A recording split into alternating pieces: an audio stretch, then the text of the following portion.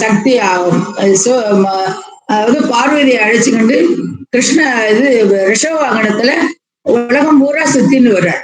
சுத்தின்னு வரும் பொழுது அந்த என்னென்ன இடத்துக்கு போறார், காஞ்சி, காலாகசி, காஞ்சிபுரம், ஸ்ரீவாஞ்சியம் வரும் பொழுது அவர் சொல்றா, நான் இந்த இடத்துல ஒரு நாள் தங்கணும் போல எனக்கு தோன்றுது, தங்கிட்டு வரேன் அப்படின்னு சொல்லிட்டு சொல்றா. அப்ப அதனாலதான் அந்த இடம் வாழ வந்த நாயகி மங்களாம்பிகைன்னு பேர். அந்த அந்த இது அம்பாளுக்கு பேரு. பொதுவா காசியை பொறுத்தவரையிலையும் காசிக்கு சமமான 6 சிவன் கோவில்கள் நம்ம நாட்டுல இருக்கு.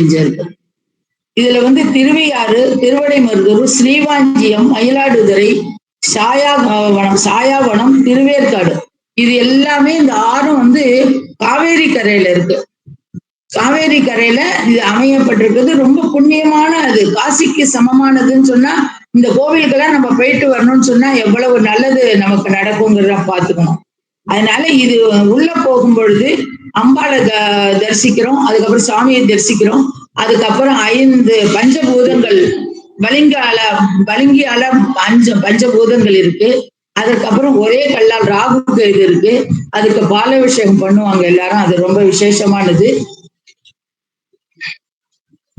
அப்புறம் திருவாஞ்சியம்னு ஏன் பேர் வந்தது அப்படின்னு சொன்னா, விஷ்ணுவும் லட்சுமியும் வைகுண்டத்துல பேசிட்டு இருக்காங்க, அவங்களுக்குள்ள கருத்து வேறுபாடு வந்துடுறது. அதனால லட்சுமி கோவிச்சுக்கிட்டு, பகவான் கூட அவள் கூட சண்டை வருது, கோவிச்சுக்கிட்டு பூலோகம் வந்துடுறா. பூலோகம் வந்த பிறகு அவர் இருந்து பாக்குறாரு, வரலன்னு சொன்ன பிறகு அவரும் பூலோகம் வந்துடுறார். பூலோகம் விஷ்ணு பகவானும் பூலோகம் அந்த சந்தன காட்டை சுத்திக்கிட்டு வந்துட்டு இருக்கார். அப்போ ஒரு சிவலிங்கம் கிடைக்கிறது. அந்த சிவலிங்கத்தை எடுத்து பூஜை பண்றார். இத நினைச்சு அப்படியே மகிழ்ச்சியில ஆழ்ந்து போய் சிவபெருமான் திருமகளை திருமகனுக்கு அழைத்து கொண்டு ஒன்றாக இருவரையும் சேர்க்கிறார்கள். திரு என்பது மரியாதைக்கு உட்பட்டது. திரு என்கிறது பொதுவா பேரை சொல்றதுதான், சாதாரணமா பேசிட்டு இருந்தா பேரை சொல்லுவோம். பொதுவா பேரை ஆரம்பிக்கும் பொழுது திருன்னு சொல்றதுதான் ஆண்களுக்கு மரியாதை நம்ம கொடுக்கறதுன்னு அர்த்தம். திருமதிங்கிறது வயசான பெண்களுக்கு எல்லாம் சொல்ற வழக்கம். அந்த திருமகனாக விஷ்ணுவையே அவர் சொல்றார், திருமகளை அழைத்து திருமகனுக்கு சேர்க்கிறார் அவரோட. அந்த திருமகன் எப்படி அழைச்சுக்கிறாராம், வாஞ்சியோட அழைச்சுக்கிறாராம். அதனாலதான் திருவாஞ்சியம்னு பேர். ஸ்ரீவாஞ்சியம் திருவாஞ்சியமாக மாறிட்டு. அதனால இந்த அளவுக்கு நான் இதோட சொல்லி முடிக்கிறேன். இதுல தமிழ் திண்ணை தமிழால் பாமாலையாக அணிந்து அழகுபடுத்தி வெற்றி நடை போட்டுக் கொண்டிருக்கின்றது என்று கூறி எனக்கு வாய்ப்பு அளித்தமைக்கு நன்றி கூறி விடைபெறுகிறேன். வணக்கம். நன்றி சாந்தாமா. நான் போயிருக்கேன் அந்த கோயிலுக்கு ஒரு தடவை, நானும் போயிருக்கேன். அடுத்து அரசு மகன் தயாரா? துவங்கலாம். என் பெயர் அரசு மகன். நான் அனைவருக்கும் வணக்கம். என் பெயர் அரசு மகன். நான் கந்த சஷ்டி விழா என்றால் என்ன மற்றும் 5வது திருத்தணி கவசம். கந்த சஷ்டி என்பது முருகப்பெருமான் சூரபத்மனை வதம் செய்ததை கொண்டாடும் ஒரு விழா. ஐப்பசி மாத வளர்ப்பிறை பிரதமை முதல் சஷ்டி வரையிலான 6 நாட்கள் கந்த சஷ்டியாக அனுசரிக்கப்படுகிறது. இந்த 6 நாட்களும் முருகப்பெருமானை விரதம் இருந்து வழிபட்டு சூரபத்மனை அவர் எவ்வாறு வெற்றி கொண்டார் என்பதை நினைவு கூறுகின்றனர். சஷ்டி என்றால் என்ன? சஷ்டி என்பது 6 என்பதை குறிக்கிறது. கொண்டாட்டத்திற்கான காரணம், முருகக் கடவுள் சூரபத்மனின் ஆணவத்தை அழித்த சூரசம்ஹார நிகழ்வின் 6 நாட்களை இது குறிக்கிறது. எப்போது நடக்கிறது? ஒவ்வொரு மாதமும் சஷ்டி திதி வந்தாலும் ஐப்பசி மாதத்தில் வரும் வளர்ப்பிறையின் பிரதமை முதல் சஷ்டி வரையிலான 6 நாட்கள் மகா கந்த சஷ்டியாக கொண்டாடப்படுகிறது. வரலாற்று முக்கியத்துவம். இந்நிகழ்வு முக்கியமாக திருச்செந்தூரில் நடைபெற்றதாக கருதப்படுகிறது. விரத முறை. இந்த 6 நாட்களும் முருகப்பெருமானை விரதமிருந்து வழிபடுவது வேண்டிய பலன்களை தரும் என்பது நம்பிக்கை.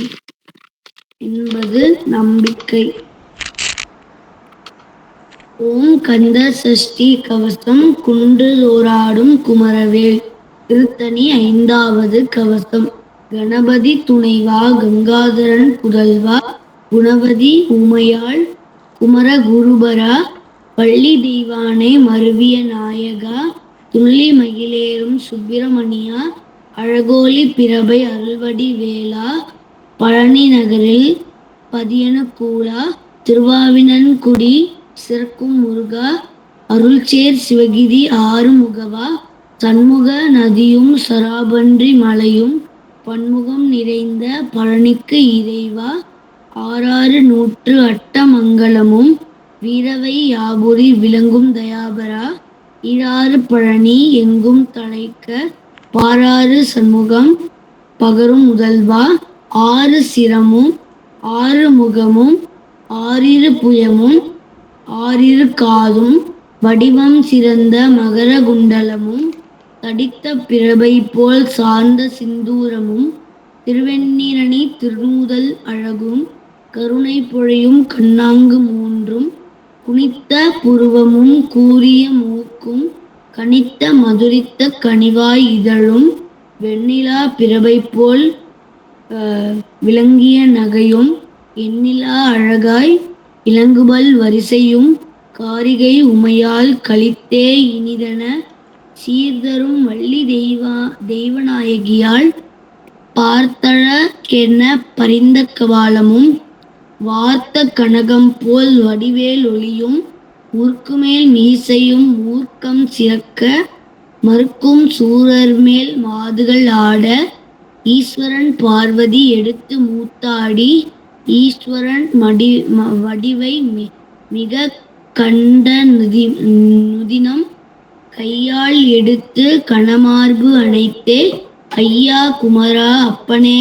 என்று மார்பினும் தோளினும் மடியினும் வைத்து கார்த்திகேயா என கருணையால் கொஞ்சி முன்னே கொட்டி முருகா வருகவென்று அந்நேரம் வட்டமிட்டாடி விளையாடி தேவியும் சிவனும் திருக்கண் களிக்கூற கூவிய மகிழேறும் குருபரா வருக தாவிய தகரேறும் சண்முகா வருக ஏவிய வேலேந்தும் இறைவா வருக கூவிய சேவல் கொடியோய் வருக பாவலர் கருள் சிவ பாலனே வருக அன்பர் கருள் புரிய ஆறுமுகா வருக பொன்புகழ் சரவண புண்ணியா வருக அழகிற் சிவனொளி ஐயனே வருக கலபம் அணியுமென் கந்தனே வருக மறுமலர் கடம்பணி மார்பா வருக மருவுவோர் மலரணி மணியே வருக திரிபுர பவனெனும் தேவே வருக பரிபுர பவனெனும் பவனே வருக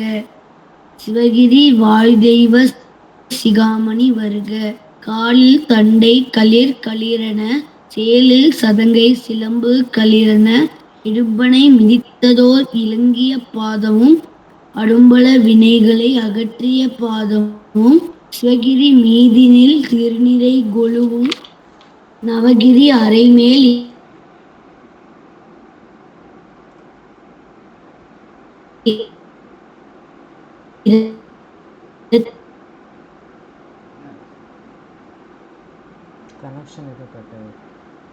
தொங்கலும் மந்திரவாளும் வங்கி சிகையும்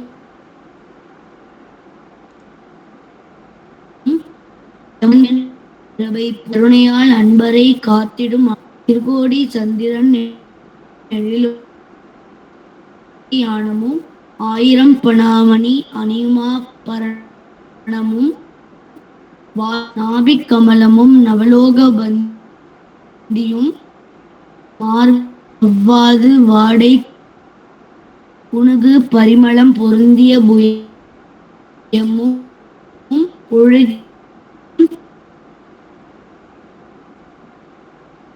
உயர் நல்ல அக்கலையும் மாணிக்க முத்து மரகதம் இளம் அணிவை டூரியம் அணிவித்தவராங்கியும் பிறவை போல் நாற்கோடி சுதயமென சிவந்த மேனியும் கருணை பொழியும் கடாட்சவிச் சனமும் கவசம் தரித்தருள் காரண வடிவும் நவவீர தம்முடன் நற்காட்சியான முருகை வேலாயுதம் முருகை சூலாயுதம் முருகை நிறைச்சங்கு முருகை சக்கராயுதம் முருகை நிறைவில்லு முருகை நிறையம்பு முருகை மந்திரவாள் முருகை மாமழு முருகை மேல்குடை முருகை தண்டாயுதம் முருகை சந்திராயுதம் முருகை வல்லாயுதம் அங்கையில் பிடித்த ஆயுதம் அளவிலா பங்கைய கமல பன்னிரு தோளும் முருக்கம் சிறக்கும் முருகா சரவணை இருக்கும் குருபரா ஏழை பங்காளா வானவர் முனிவர் மகிழ்ந்து கொண்டாட தானவர் அடியர் சகலரும் பணிய பத்திரகாளி பரிவது செய்ய சக்திகள் எல்லாம் தாண்டவமாட அஷ்ட பைரவர் ஆனந்தமாட துஷ்ட மிகுஞ்சூலிகள் சூதிசை காக்க சத்த ரிஷிகள் சாந்தக மென சித்தர்கள் நின்று சிவசிவா என்ன தும்புரு நாரதர் சூரிய சந்திரர் கும்பமா முனியும் குளிர்ந்ததாரகையும் அயன்மால் உருத்திரன் அஷ்ட கணங்கள் நயமுடன் நின்று நாவால் துதிக்க அஷ்டலட்சுமி அம்பிகை பார்வதி கட்டழகன் என்று கண்டுனை வாழ்த்த இடும்பாயுதனின் இணையடி பணிய ஆடும் தேவக்கண்ணி ஆலத்தி எடுக்க தேவக்கணங்கள் செயசெய என்ன ஏவல் கணங்கள் இந்திரர் போற்ற கந்தர்வர் பாடி கவரிகள் வீசி சாந்தனம் என்ன சார்வரும் அநேக பூதம் அடிப்பணி தேத்தவே தாளம் பாதத்தில் வீழ்ந்து பணிந்து கொண்டாட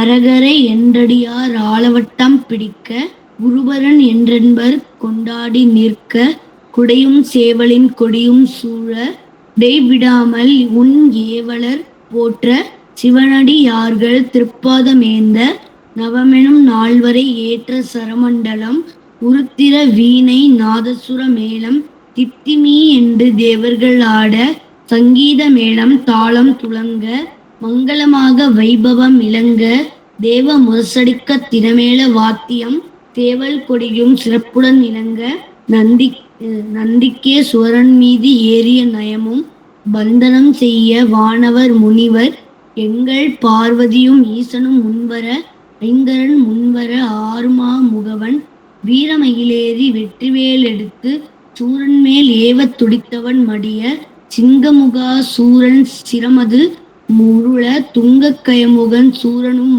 ஆள அடலற்ற குலத்தை அறுத்து சகித்து விட்ட வேலாயுதம் வீசி கொக்கரித்து தம்பமெனும் செயத்தம்பம் நாட்டி அன்பர்கள் தம்மை அனுதினம் காத்து திருப்பரங்குன்றம் சீர்ப்பதி செந்தூர் திருவாவினன்குடி திருவேரகமும் தூய பழனி சுப்பிரமணியன் மெய்யாய் விளங்கும் விராலிமலை முதல் அண்ணாமலையும் அருள்மேவும் கையிலை கண்ணிய மாவுற்று கழுகுமாமலையும் முன்னிமையோர்கள் முனிவர் மனத்திலும் நன்னய மாய்ப்பணி நண்பர் மனத்திலும் கதிர்காமம் செங்கோடு கதிர்வேங்கடமும் 14 யுகத்திலும் பக்தர் மனத்திலும் எங்கும் தானவனாயிருத்து அடியர்தம் பங்கிலிருந்து பாங்குடன் வாழ்க கேட்டவரமும் கிருபைப்படியே தேட்டமுடன் அருள் சிவகிரி முருகா நாட்டு சிவயோகம் நாடிய பொருளும் தாட்டிக மாயனுக்கு அருள்சன் முருகனே சரணம் சரணம் சரவண பவம் சரணம் சரணம் சண்முகா சரணம். நன்றி, வணக்கம். சிறப்பு சிறப்பு நன்றி. சிறப்பு, மிக சிறப்பு. அசத்தி விட்டீர்கள். அதான் எதிர்பார்க்கவே இல்லை. அருமைடா தம்பி. முருகனே வந்து தமிழ்ல வந்து முருகனை பத்தி பாடின மாதிரி இருந்தது. இப்படியே சந்தோஷமா இரு, சரியா? காலம் வேற.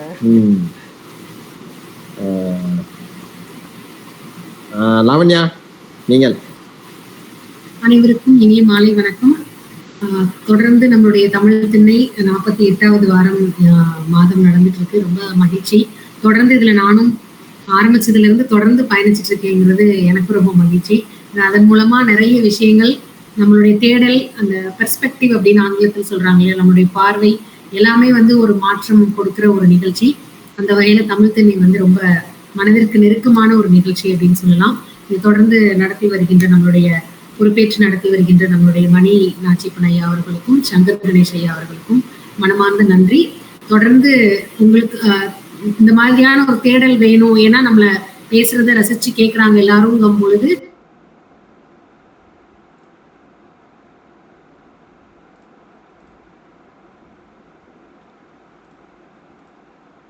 வணக்கத்தையும் தெரிவித்துக் கொள்கிறேன். இன்னைக்கு நான் எடுத்துக்கிட்ட தலைப்பு வந்து பாத்தீங்கன்னா நல தமயந்தி. இந்த நல தமயந்தி எல்லாருமே பேர் கேள்விப்பட்டிருப்பீங்க. ஒரு படம் கூட நல தமயந்தி அப்படிங்கிற ஒரு படம் கூட வந்திருக்கு, பார்த்திருப்பீங்கன்னு நினைக்கிறேன் எல்லாரும். இப்ப இந்த நலன் தமயந்தி அப்படிங்கிறது வந்து என்னன்னு பாத்தீங்கன்னா மகாபாரதத்துல வர ஒரு கிளை கதையா, மகாபாரதத்துலதான் இதை குறிப்பிட்டு சொல்லியிருக்காங்க. எங்க சொல்லியிருக்காங்க அப்படின்னு பாத்தீங்க அப்படின்னா வனப்பருவம், அதாவது இவங்க எல்லாம் சூதாடி எல்லாம் ஒண்ணுமே இல்லை அப்படிங்கிற மாதிரி வனத்துக்கு போற சமயத்துல அங்க வந்து தர்மர் ரொம்ப கவலையோட போய் உட்கார்ந்துட்டு இருக்காரு. நம்ம எவ்வளவு பெரிய தப்பு பண்ணிட்டோம், இவ்வளோத்தையும் சூதாடிட்டோமே, எல்லாரையும் வச்சு தம்பிமார்களை வச்சு சொத்துக்களை வச்சு மொத்த ராஜ்யத்தையுமே வச்சு நம்ம வந்து இப்படி சூதாடி எல்லாத்தையும் இழந்துட்டு இப்படி நிற்கதியா வந்து இந்த இடத்துல எல்லாரையும் நிக்க வச்சுட்டோமே அப்படின்னு அவர் ரொம்ப வேதனையோட உட்கார்ந்துட்டு இருக்கும் பொழுது அங்க ஒரு முனிவர் வராரு. பிரகதஸ்வர் அப்படின்னு சொல்லிட்டு அந்த முனிவருடைய பெயர். இதுல சில மாற்று கருத்துக்களும் இருக்கு. சில இடங்கள்ல கிருஷ்ணரே இந்த கதையை சொன்னதாகவும் சில இடங்கள்ல குறிப்பிடப்பட்டிருக்கு. சில இதுல வந்து முனிவர் சொன்னாரு அப்படிங்கிறது. அந்த முனிவருடைய பெயர் வந்து பிரகதஸ்வர் அப்படின்னு சொல்லியிருக்காங்க. அப்ப அவர் கவலையா உட்காந்துட்டு இருக்க தர்மர்கிட்ட சொல்றாரு, நீ ஏன்பா கவலைப்படுற, இப்படி ஒரு ராஜா இருந்தாருன்னு சொல்லிட்டு இந்த நல தமயந்தி கதையை அவர்கிட்ட சொல்றாரு. என்ன அப்படின்னா அதுவும் அவங்க வந்து நேரடியா நல தமயந்தியா வரல, அவங்களுடைய முற்பிறவியில வந்து ஒரு வேடர் தம்பதியா இருந்திருக்கிறாங்க. அவங்களுடைய பேர் ஆகுகன் ஆகுகி. அவங்க ரொம்ப அந்யோன்யமான ஒரு வாழ்க்கையை வாழ்ந்திருக்காங்க. அப்ப பாத்தீங்கன்னா ஒரு நாள் அவங்களுடைய அந்த அவங்க இருக்கிற இடத்துக்கு வந்து ஒரு முனிவர் வராரு. அவரை கூப்பிட்டு இவங்க ரெண்டு பேரும் ரொம்ப அன்பா ரொம்ப சிறப்பான ஒரு உபசரிப்பு கொடுத்துருக்குறாங்க. அப்புறம் இரவு நேரம் ஆயிடுது. அப்போ அவர் வீட்டுக்கு அவர் கிளம்ப போகும்பொழுது இவங்க என்ன பண்றாங்கன்னா ரொம்ப இருட்டாயிடுச்சு, நீங்க தங்கிட்டு காலையில போகலாம் அப்படின்னு சொல்லி பார்க்கும்போது அவங்க இந்த ஆகுகன் ஆகுகி இருக்கிற குகை வந்து ரொம்ப சின்ன குகை, 2 பேர் தான் இருக்க முடியும். அப்போ இவர் என்ன செய்யறாரு, அந்த ஆகுகன் வந்து தன்னுடைய மனைவி அங்கே இருந்துகட்டும், இந்த முனிவர் வந்து வெளியில இது பண்ணா மிருகங்கள் வந்துச்சுன்னா பிரச்சனை ஆயிடும், நீங்களும் உள்ளே தங்கிக்கோங்கன்னு சொன்ன உடனே அந்த முனிவருக்கு பயங்கரமான ஆச்சரியம். இப்படி ஒரு கணவரா, தன்னுடைய மனைவி உள்ள தூங்கட்டும், கூடவே வந்து விருந்தினரா வந்த ஒருத்தரையும் தூங்க சொல்றாருன்னா எவ்வளவு ஒரு நம்பிக்கை, எவ்வளவு ஒரு அந்யோன்யம் அவங்களுக்குள்ள இருக்குன்னு ரொம்ப ஆச்சரியப்பட்டு போறாரு. சரின்னு சொல்லிட்டு அப்படி தூங்குறாங்க. அடுத்த நாள் காலையில பாத்தீங்கன்னா இந்த ஆகுகன் வெளியில தூங்குறாரு இல்லையா, ஒரு மிருகம் அடிச்சு அவர் இறந்து போயிடுறாரு. அப்ப அந்த கவலையிலேயே அந்த பெண்ணும் இறந்து போயிடுறாரு. அப்போ இந்த தம்பதிகளோட வாழ்க்கை அங்க முடிஞ்சிருச்சு. அவங்கதான் அடுத்த பிறவியில நலனாகவும் தமயந்தியாகவும், நலன் வந்து நிடத நாட்டோட ராஜாவுக்கு மகனா பிறக்கிறாரு. தமயந்தி வந்து விதர்ப நாட்டு ராஜா வீமன் அவருடைய மகளா இவங்க வந்து பிறக்கிறாங்க. அப்ப இந்த முனிவர் யாரா பிறக்கிறாருன்னா ஒரு அன்னப்பறவையா பிறக்கிறாரு. இப்ப இவங்க 2 பேருக்கு சம்பந்தமே இல்லை, இவங்க 2 பேரும் இப்படி ஒரு அந்யோன்யமா வாழ்ந்தவங்களை நமக்கு உதவு பண்ண போய் அவங்க பிரிஞ்சுட்டாங்களேங்கிற கவலையில இவர் அடுத்த பிறவியில வந்து அன்னமா பிறந்து என்ன பண்றாரு அப்படின்னா, அவர் திருமண வயது வரும்பொழுது இந்த அன்னப்பறவை என்ன பண்ணுதுன்னா அந்த நலன் இருக்கிறதுல அவருடைய கண்ணில் படுமாறு போகுது அந்த அன்னப்பறவை. உடனே இவர் அந்த அன்னப்பறவையோட அழகை பார்த்துட்டு நலன் அதை புடிச்சிட்டு வர சொல்லிட்டு இது பண்ண உடனே அவர்கிட்ட அந்த அன்னம் போன உடனே அவர்கிட்ட பேசின உடனே அப்போ இந்த மாதிரி என்ன உனக்கு வந்து திருமண வயதாயிடுச்சு, நீ எப்படிப்பட்ட பெண்ணை விரும்புற அப்படின்னு சொல்லி அவருக்கு கேட்கிற உடனே அவர் சில விஷயங்களை சொல்றாரு. உடனே இப்படி ஒரு பேரழகி இருக்கா அப்படின்னு சொல்லி தமயந்தியோட அழகை வந்து வர்ணிக்கிறதுலே நலனுக்கு தமயந்தி மேல பார்க்காமலே காதல் வந்துருது இந்த அன்னப்பறவையோட வர்ணனையின் காரணமாக. அதை படிக்கும் பொழுது நமக்கே அந்த காட்சியெல்லாம் கண்ணு முன்னாடி வர்ற மாதிரி தான் இருக்கு, அவ்வளவு அழகா இருக்கு. அப்புறம் பாத்தீங்கன்னா அப்புறம் சரின்னு சொல்லிட்டு இவங்க என்ன பண்றாங்க, இப்ப இவர் வந்து விரும்ப ஆரம்பிச்சிட்டாரு. அதே மாதிரி என்ன பண்ணுது, இந்த அன்னப்பறவை தூது போகுது தமயந்தி கிட்ட. தூது போய் இந்த மாதிரி ஒரு ராஜா இருக்காரு அப்படின்னு சொல்லி இது பண்ண உடனே அப்ப இந்த பொண்ணு வந்து என்ன செய்யறாங்கன்னா காதல் வயப்படுறாங்க. அப்ப அவங்க அப்பா அந்த திருமண வயது வந்துச்சுன்னு சுயம்வரம் ஏற்பாடு செய்யறாரு. இப்ப சுயம்வரத்துக்கு நிறைய நாட்டுல இருந்து இளவரசர்கள் எல்லாருமே போறாங்க. இந்த சுயம்வரம் நடக்க போகுதுங்கிற விஷயம் இவருக்கும் தெரியுது, இவரும் போறாரு. அப்ப நலனை இது வரைக்கும் அவங்க பார்த்ததே கிடையாது. இந்த அன்னப்பறவை சொன்னதை மட்டும் வச்சுதான் நலன் இப்படி இருப்பாருன்னு அவங்களுக்கு தெரியும். இந்த நேரத்துல இந்த தமயந்தினுடைய அழகை ரசிச்சு தேவர்களும் அந்த பொண்ணை கல்யாணம் பண்ணிக்கிறதுக்காக சுயம்வரத்துக்கு வர்றாங்க. தேவர்களோட சேர்ந்து சனி பகவானும் வர்றாரு. சரியா? அப்ப அப்படி வரும் பொழுது அந்த பொண்ணு வந்து அதுவும் என்ன பண்றாங்க அப்படின்னா, இந்த பொண்ணு நலனை விரும்புறான்றது தெரிஞ்சிருது அந்த தேவர்களுக்கு. எல்லாரும் நலனோட உருவத்திலேயே வர்றாங்க. எப்படியான சிக்கல் வருதுன்னு பாருங்க அந்த சுயம்பரத்துல. அப்ப இந்த பொண்ணு வந்து பாக்குறா, நிறைய பேர் நலன் மாதிரியே இருக்காங்க. இந்த அன்னப்பறவை சொன்ன இதை வச்சு பார்க்கும்பொழுது ஒரு தேவர்கள் ஒரு 5-6 பேர்னு வச்சுக்கலாமா கணக்கு, நம்ம சும்மா ஒரு இது சொல்லலாம். அத்தனை பேரும் நலன் மாதிரி இருக்கும்போது இந்த பொண்ணு யாரை தேர்ந்தெடுக்குப்பான்னு ரொம்ப குழப்பத்துல அவ போயிட்டே இருக்கா. அப்போ ஒரு நாள் அவளுடைய அந்த குரு சொல்லி கொடுத்தது வந்து ஞாபகம் வருது. என்னன்னா, தேவர்கள் வந்து மாய இதெல்லாம் தெரிஞ்சவங்க, அவங்க வந்து வேற வேற உருவங்கள் எடுக்க முடியும், ஆனா அவங்களால கண் இமைக்க முடியாதுன்னு சொன்னது அவளுக்கு ஞாபகம் வருது. உடனே அவ என்ன பண்றான்னா, அந்த நலன் மாதிரி இருக்கிற எல்லாத்தையுமே நல்லா பார்த்து கண்டுபிடிச்சிடறா. உண்மையான நலன் யாருன்னு கண்டுபிடிச்சு சரியா அவருக்கு மாலை போட்டு அவங்களுக்கு திருமணம் நடக்குது. ரொம்ப சந்தோஷமா வாழ்றாங்க. அவங்களுக்கு 2 குழந்தைகள் பிறக்குது. 2 குழந்தைகள் பிறக்குது. இந்திரசேனன் நல்லா இருக்கிறாங்க. அப்படி போயிட்டு இருக்கும்பொழுது இந்த சனி பகவானுக்கு வந்து ஒரு கோபம். என்னன்னா, இவ்வளவு தூரம் நம்ம அந்த பொண்ணை கல்யாணம் பண்ணணும்னு போய் நமக்கு அது கிடைக்கலையே அப்படிங்கிற கோபத்துல அவர் என்ன செய்யறாருன்னு பாத்தீங்கன்னா, காத்துக்கிட்டே இருக்கிறார். மன்னிக்கவும், காத்துக்கிட்டே இருக்காரு. எப்படி இவர் வந்து கடமை தவறுறவங்களை தானே நம்ம பிடிப்போம், இவர் என்னைக்கு கடமை தவறுறாரு நம்ம பாக்கலாம்னு சொல்லிட்டு காத்திருக்காரு. அப்போ அந்த தேவர்கள் எல்லாரும் சரி, நீ வந்து கோபத்துல இருக்க, அதே மாதிரி நீ செய்ய, அவனை என்ன பண்ணலான்னு பாருன்னு சொல்லிட்டு போயிடுறாங்க.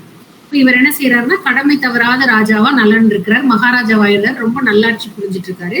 அப்போ ஒரு நாள் என்ன ஆகுதுன்னு பாத்தீங்கன்னா, ஒரு சாமி கும்பிடுறதுக்காக இது பண்ண போகும்போது அவர் என்ன செய்யறாருன்னா, வேகமா போகும்போது அந்த கால்களை ஒழுங்காக கழுவாம அப்படியே போயிடுறாரு.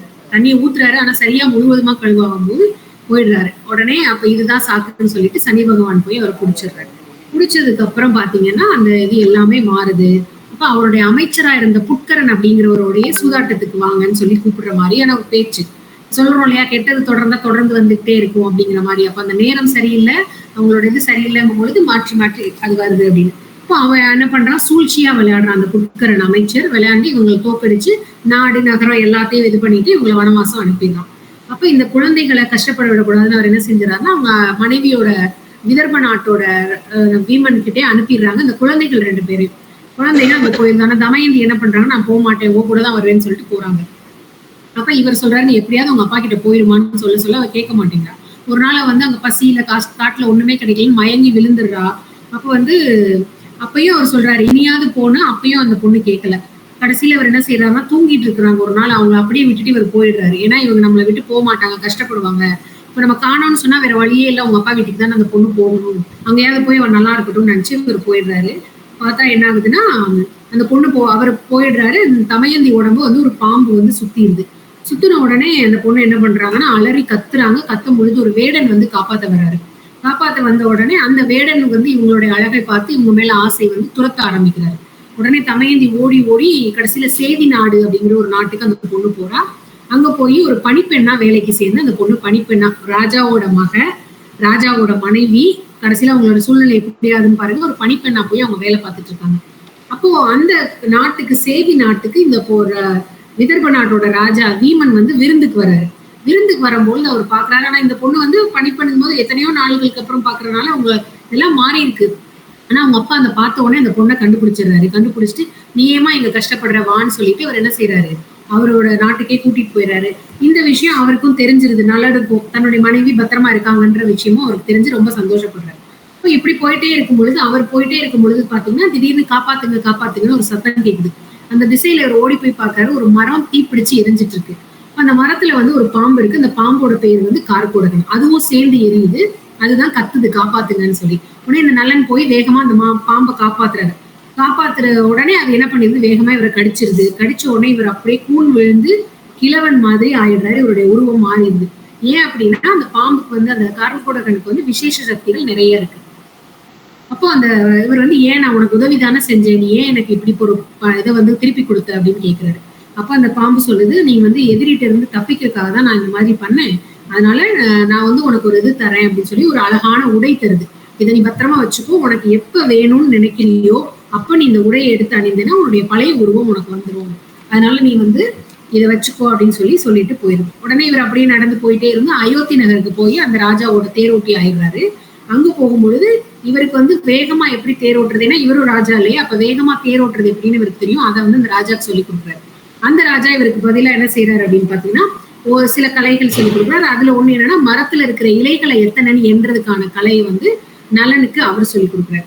இப்படி போயிட்டே இருக்கும் பொழுது அப்ப தமயந்திக்கு வந்து அந்த நாட்டுக்கு போயிட்டா அப்ப இனி எப்படி நம்மளுடைய கணவரை நம்ம கூட திருப்பி சேர்க்கிறது அப்படிங்கிற ஒரு யோசனை வருது.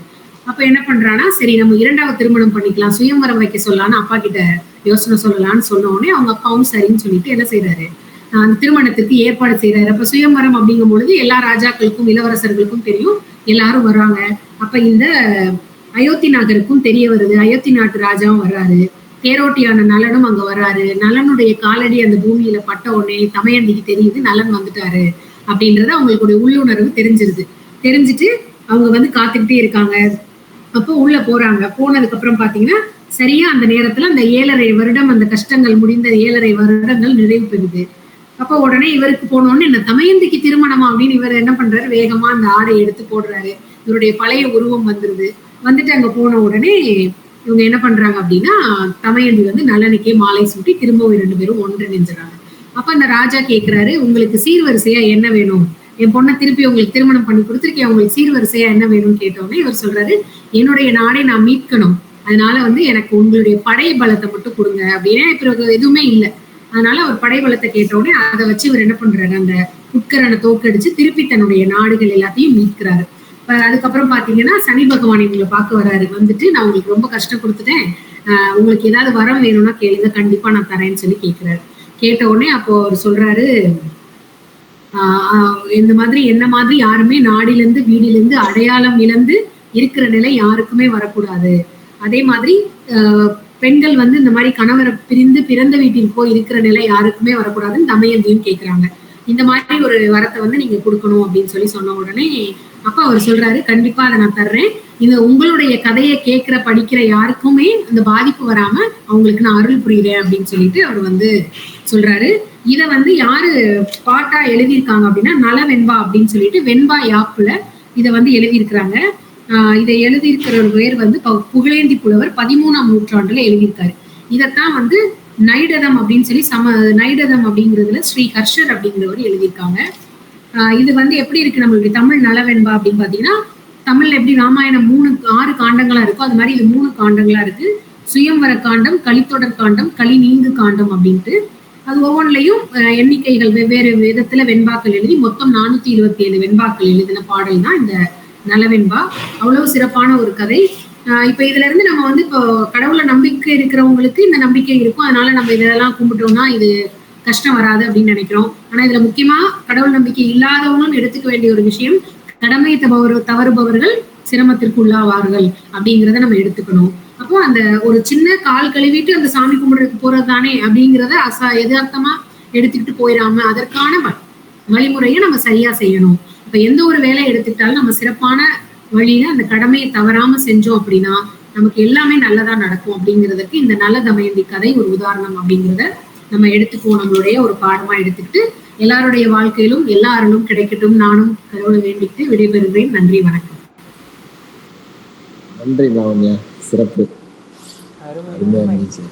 முதல் தடவையா அந்த கதை கேட்கறேன். கால் கழுவுறதுல இல்லவா, பின்னங்கால் வந்து கழுவணும், அதுதான் அதுல முக்கியமான விஷயம். பின்னம் பக்கத்து கால் கழுவலைன்னா சனி பகவான் அது வழியா உள்ள வருவார். ஆனந்தி, நீங்க தயாரா? போகலாம். வணக்கம். இப்போ எல்லாரும் இப்போதான் தீபாவளி பண்டிகையை சிறப்பாக கொண்டாடிட்டு ரொம்ப சோர்வாக வந்து இப்போ கொஞ்சம் சுறுசுறுப்பாக இருப்போம்னு நினைக்கிறேன். இப்போ இந்த தீபாவளி பண்டிகை ஒரு நாயக்கர் காலத்துக்கு அப்புறம் தான் இதை மாதிரி சிறப்பாக கொண்டாட ஆரம்பித்ததாங்க சொல்கிறாங்க. ஆனால் அப்போ தான் ஒரு இது வந்தது, முன்ன காலத்தில் என்ன பண்ணியிருப்பாங்க அப்படி இதை மாதிரி பண்டிகைகள்லாம் எப்படி இருக்கும் அப்படின்னு போய் பார்த்தோம்னா, இதெல்லாம் எப்போ ஆரம்பிச்சிருக்கலாம் அப்படின்னா, ஒரு பாறையிலையோ ஆதி மனிதன் வந்து பாறையிலையோ குகையிலையோ ஒரு குழுவாக ஒரு இனமாக வாழ்கிறப்ப ஆரம்பிச்சிருக்கலாம். ஏன்னா கோயம்புத்தூர் பக்கத்தில் குமிட்டிப்பதிங்கிற ஒரு பாறை ஓவியத்தில் பார்த்தீங்கன்னா அது வந்து வெண்சாந்து ஓவியங்கள், ஒரு 3000 வருடங்கள் பழசுன்னு வச்சுங்களேன். அதில் பார்த்தீங்கன்னா இது மாதிரி ஒரு குழு, ஒரு தேர் மாதிரி, ஒரு யானை கூட்டமாக இருக்குது, யானை இருக்கிற மாதிரி, பாகன் இருக்கிற மாதிரி, ஒரு விழா மாதிரி இருந்தால் எப்படி இருக்கும் அப்படிங்கிற மாதிரி ஓவியங்கள்லாம் நமக்கு நிறைய, இது ஒரு ஓவியம், இது மாதிரி நிறைய ஓவியங்கள்லாம் நமக்கு கிடைக்கிது.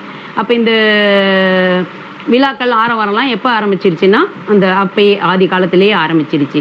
ஆனால் நம்ம வந்து எதையும் சான்று இருந்தால் தானே நம்புவோம். அப்படி பார்த்தா சங்ககால நூல்களில் பார்த்தீங்கன்னா அதில் நிறைய விழாக்கள் பற்றி நமக்கு நிறைய குறிப்புகள்லாம் இருக்குது.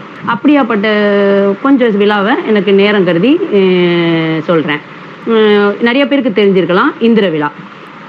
இந்திர விழா என்னன்னா, எப்போதுமே நமக்கு வந்து ஆதி மனிதர்கள் எப்படி ஆரம்பிச்சாங்க நம்ம முன்னோர்கள்னா, அதாவது எதை கண்டு பயந்தாங்களோ, எதனால அவங்க பயன்படுறாங்களோ அதை தான் வந்து வழிபட்டாங்க. இந்த பஞ்சபூதங்கள்லாம் அப்படி வழிபட ஆரம்பிச்சது தான். அப்படி பார்த்தா இந்த இந்திர விழா வந்து இந்திரனுக்காக நடந்தது. இது எங்க ரொம்ப இதுன்னு பார்த்தீங்கன்னா, நம்ம பூம்புகாரில் தான் ரொம்ப விசேஷமா 28 நாள் ஒரு விழா வந்து கொண்டாடி இருக்காங்க. அப்படிதான் சங்க நூல்களில் வந்து குறிப்பிட்டிருக்காங்க. அது இப்போ ரொம்ப குறுகி 3 நாட்களாக தான் கொண்டாடுறாங்க. இது வந்து எப்போ ஆரம்பிக்கிறாங்கன்னா, ஒரு பங்குனி மாசத்துல ஆரம்பிச்சு சித்திரை மாதத்தில், பங்குனி மாதோட இறுதியில் ஆரம்பிச்சாங்கன்னா அப்படி சித்திரை மாதத்தில் அது நடைபெற மாதிரி இருக்குது அப்படிங்கிறாங்க. சிலப்பதிகாரம், மணிமேகலையும் இந்த இந்திர விழாவை பற்றி நிறைய குறிப்புகள் இருக்கு. எப்போதுமே நான் சொல்றது தான் ஒரே பதில் தான். நேற்றுக்கு ஒரு பேச்சு, இன்னைக்கு ஒரு பேச்சு கிடையாது. நம்ம எப்போதும் நம்ம சொல்றதோட வெளிநாட்டுக்காரன் சொல்றது தானே நம்புவோம். அப்படி பார்த்தா வெளிநாட்டு குறிப்புகள்ல நிறைய பேர் இந்த மாதிரி வந்து கலந்துக்கிட்டதுக்கான அவங்களோட குறிப்புகள்லயும் இருக்குது. இது யார் ஆரம்பிச்சிருக்காங்க அப்படின்னு பார்த்தீங்கன்னா, தூங்கெளி ரெறிந்த தொடித்தோல் செம்பியன் சோழ மன்னன் தான் முதல்ல இதை வந்து தொடங்கி வச்சிருக்காரு. அதுக்கப்புறம் நிறைய இது வந்து அதுக்காக பூம்புகாரில் மட்டும் நடக்கலை. இது வந்து சாத்தனார் சொல்லியிருக்காரு, தீவக சாந்தி செய்தரு நன்னாள். அது வந்து புகார்லேயும் கொண்டாடி இருக்காங்க, அதாவது கூடல் நகரத்துலையும் கொண்டாடி இருக்காங்க. நம்ம நினச்சிருக்கோம் இப்போதான் வந்து நம்ம வந்து இசையோடும் இப்போ இருக்கிறத நான் வந்து இசைன்னே சொல்ல மாட்டேன். நான் வந்து எப்போ கேட்டாலும் நான் வந்து கடந்த காலத்திலே இருக்கிறேன்பாங்க. ஏன்னா அது ஒன்று தான் மகிழ்ச்சியாகவும் இருந்தது, ரொம்ப அர்த்தமான பாடல்கள்லாம் இருந்த மாதிரி தோணும். இசை அப்போல்லாம் நிகழ்ச்சி எப்படி நடந்திருக்குன்னா, கூத்து இல்லாமையும் இசை இல்லாமையும் நம்ம எதோடையும் வரவே இல்லை. அந்த வேல்பாரி படித்தவங்களுக்கு தெரியும், அதில் அவ்வளோ கூத்துகள் இருக்கும். பாணர்கள் இருந்திருக்காங்க, எல்லாரையும் அள்ளி அள்ளி கொடுத்த மன்னர்கள் தான் இருந்திருக்காங்க. நம்ம பரம்பரையே பார்த்தீங்கன்னா வள்ளல் பரம்பரையாக தான் இருந்திருப்போம். எதுக்கு நம்ம வந்து நம்ம முன்னோர்களை பற்றி தெரிஞ்சுக்கணும், நம்ம வரலாறை மறக்கக்கூடாதுன்னு சொல்கிறோன்னா, இப்போ நான் வந்து என் தாத்தாவை பற்றி தெரிஞ்சுக்கிறேன் அப்படின்னா, எங்கள் தாத்தா எவ்வளவோ கொடுத்துருப்பாரு. அதை பார்த்து நான் வளர்றப்ப நான் வந்து தாத்தா அளவுக்கு கொடுக்கலைனாலும் ஏதோ ஓரளவுக்கு கொடுக்கணும். அப்படி கொடுத்த பரம்பரையிலேருந்து வரேன்னா என்னால் முடிஞ்சதை கொடுக்கணும் அப்படின்னு நான் நினைப்பேன். என்னோட சந்ததியினர்களுக்கு சொல்லுவேன். அதனால தான் நம்மளோட வரலாறு நமக்கு தெரியும்.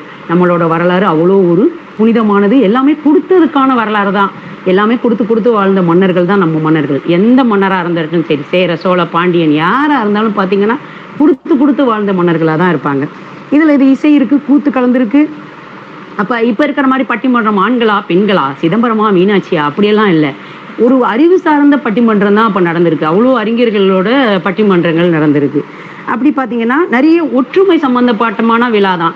இப்போ இருக்க விழாவில் எனக்கு என்னமோ ஒரு வேகம், ஒரு அவசரம் இருக்குது, ஒரு ஆடம்பரம் இருக்குது. ஆனால் மகிழ்ச்சி இல்லவே இல்லை. நம்மளோட கடந்த காலத்தில் இருக்கிறதுலாம் பெரிய செலவுகள் இருக்காது, ஆனால் மகிழ்ச்சி நிறைய, அதாவது இனிமையான நினைவுகளை சொல்ல முடியும். இப்போ அது மாதிரி இல்லை அப்படின்னு எனக்கு தோணும். இது கரிகால சோழ காலத்திலையும் நடந்திருக்கிறதுக்கான, பங்குனி மாதத்தில் நடந்திருக்கிறதுக்கான நிறைய தரவுகள் சங்ககால நூல்களில் இருக்குது. அப்புறம் இன்னொரு விழா பார்த்தீங்கன்னா காமன் விழா. இப்போ லாவண்யா சொன்னாங்கல்ல, காதலுக்கு எப்படி ஒரு காதலை பற்றி பேசணும்னா நம்மளோட பழைய சங்க நூல்களில் இருக்க காதலை பற்றி படித்தாலே அவ்வளோ ஒரு காதலாக இருக்கும். அதாவது காதலன் அங்கே வந்து வெளில போயிடுவார், காதலி வந்து காத்திருப்பாங்க, அவங்களுக்காக அந்த பசலை நோயில் இருப்பாங்க, வளையல் கலண்டு கீழே விழும் அப்படிலாம் வந்து நூலில் எழுதியிருப்பாங்க. இப்போ யாரும் அப்படியெல்லாம் காத்தும் இருக்கிறது இல்லை, வளையலும் கலண்டு விழுவுறதில்லை. ஏன்னா உண்மையான அன்பே இருக்கிறது இல்லை. அதில் காமன் விழா பார்த்தீங்கன்னா காதலை பற்றி படிக்கணும்னா திருப்பி என்னை எங்கே சுற்றினாலும் நான் வேல்பாரியில் நிற்பேன். வேல்பாரியில் போய் பாருங்களேன், ஒரு முருகன் வள்ளி காதலாக இருக்கட்டும், தலை பாரியோட ஆதினியோட காதலாக இருக்கட்டும், அந்த நீலனோட காதலாக இருக்கட்டும், ஒரு காதல் ஒரு வகையான காதலாக இருக்கும், உண்மையான காதலாக இருக்கும். காமன் விழா கொண்டாடி இருக்காங்க. அதுக்கு வந்து அகநானூற்றில் வந்து தனியாக காதல் கற்புங்கிற ஒரு அத்தியாயமே தனியாக இருக்குது. அதுவும் பார்த்தீங்கன்னா அது மாதிரி பங்குனி சித்திரை அது மாதிரி இதில் நடைபெற்றதுக்கான தரவுகள் தான் இருக்குது. ஆனால் சில பேர் சொல்கிறாங்க ஒருவேளை இந்த காமன் விழா தான் கொஞ்ச நாள் கழிச்சு எல்லாமே முதல்ல ஆரம்பிச்சப்ப வேற மாதிரி தான் இருந்திருக்கு. நடுவில் சில பல இடையூறுகள் வந்ததுனால அந்த காதல் வந்து காமம் வந்து தப்பாக போனதுனால அது வந்து இந்திர விழாவாக மாறி இருக்கலாம் அப்படின்னு சொல்கிறாங்க. நீங்கள் பழைய கோயிலுக்குள்ளே பார்த்தீங்கன்னா எங்கே போனாலும் மன்மதனோட அந்த வில் அம்பு வந்து கரும்பு வச்ச மாதிரி இருக்கும், ரதியோட ஒரு மயில் மேலே உட்காந்துருக்க மாதிரி ஒரு உருவங்கள்லாம் இருக்கும். இதெல்லாம் வந்து மன்மதன் ரதியெல்லாம் அப்பையிலேருந்து வர பழைய காலத்துலேருந்து வரவங்க. அடுத்து ஒரு விழா பார்த்தீங்கன்னா புனல் விழா.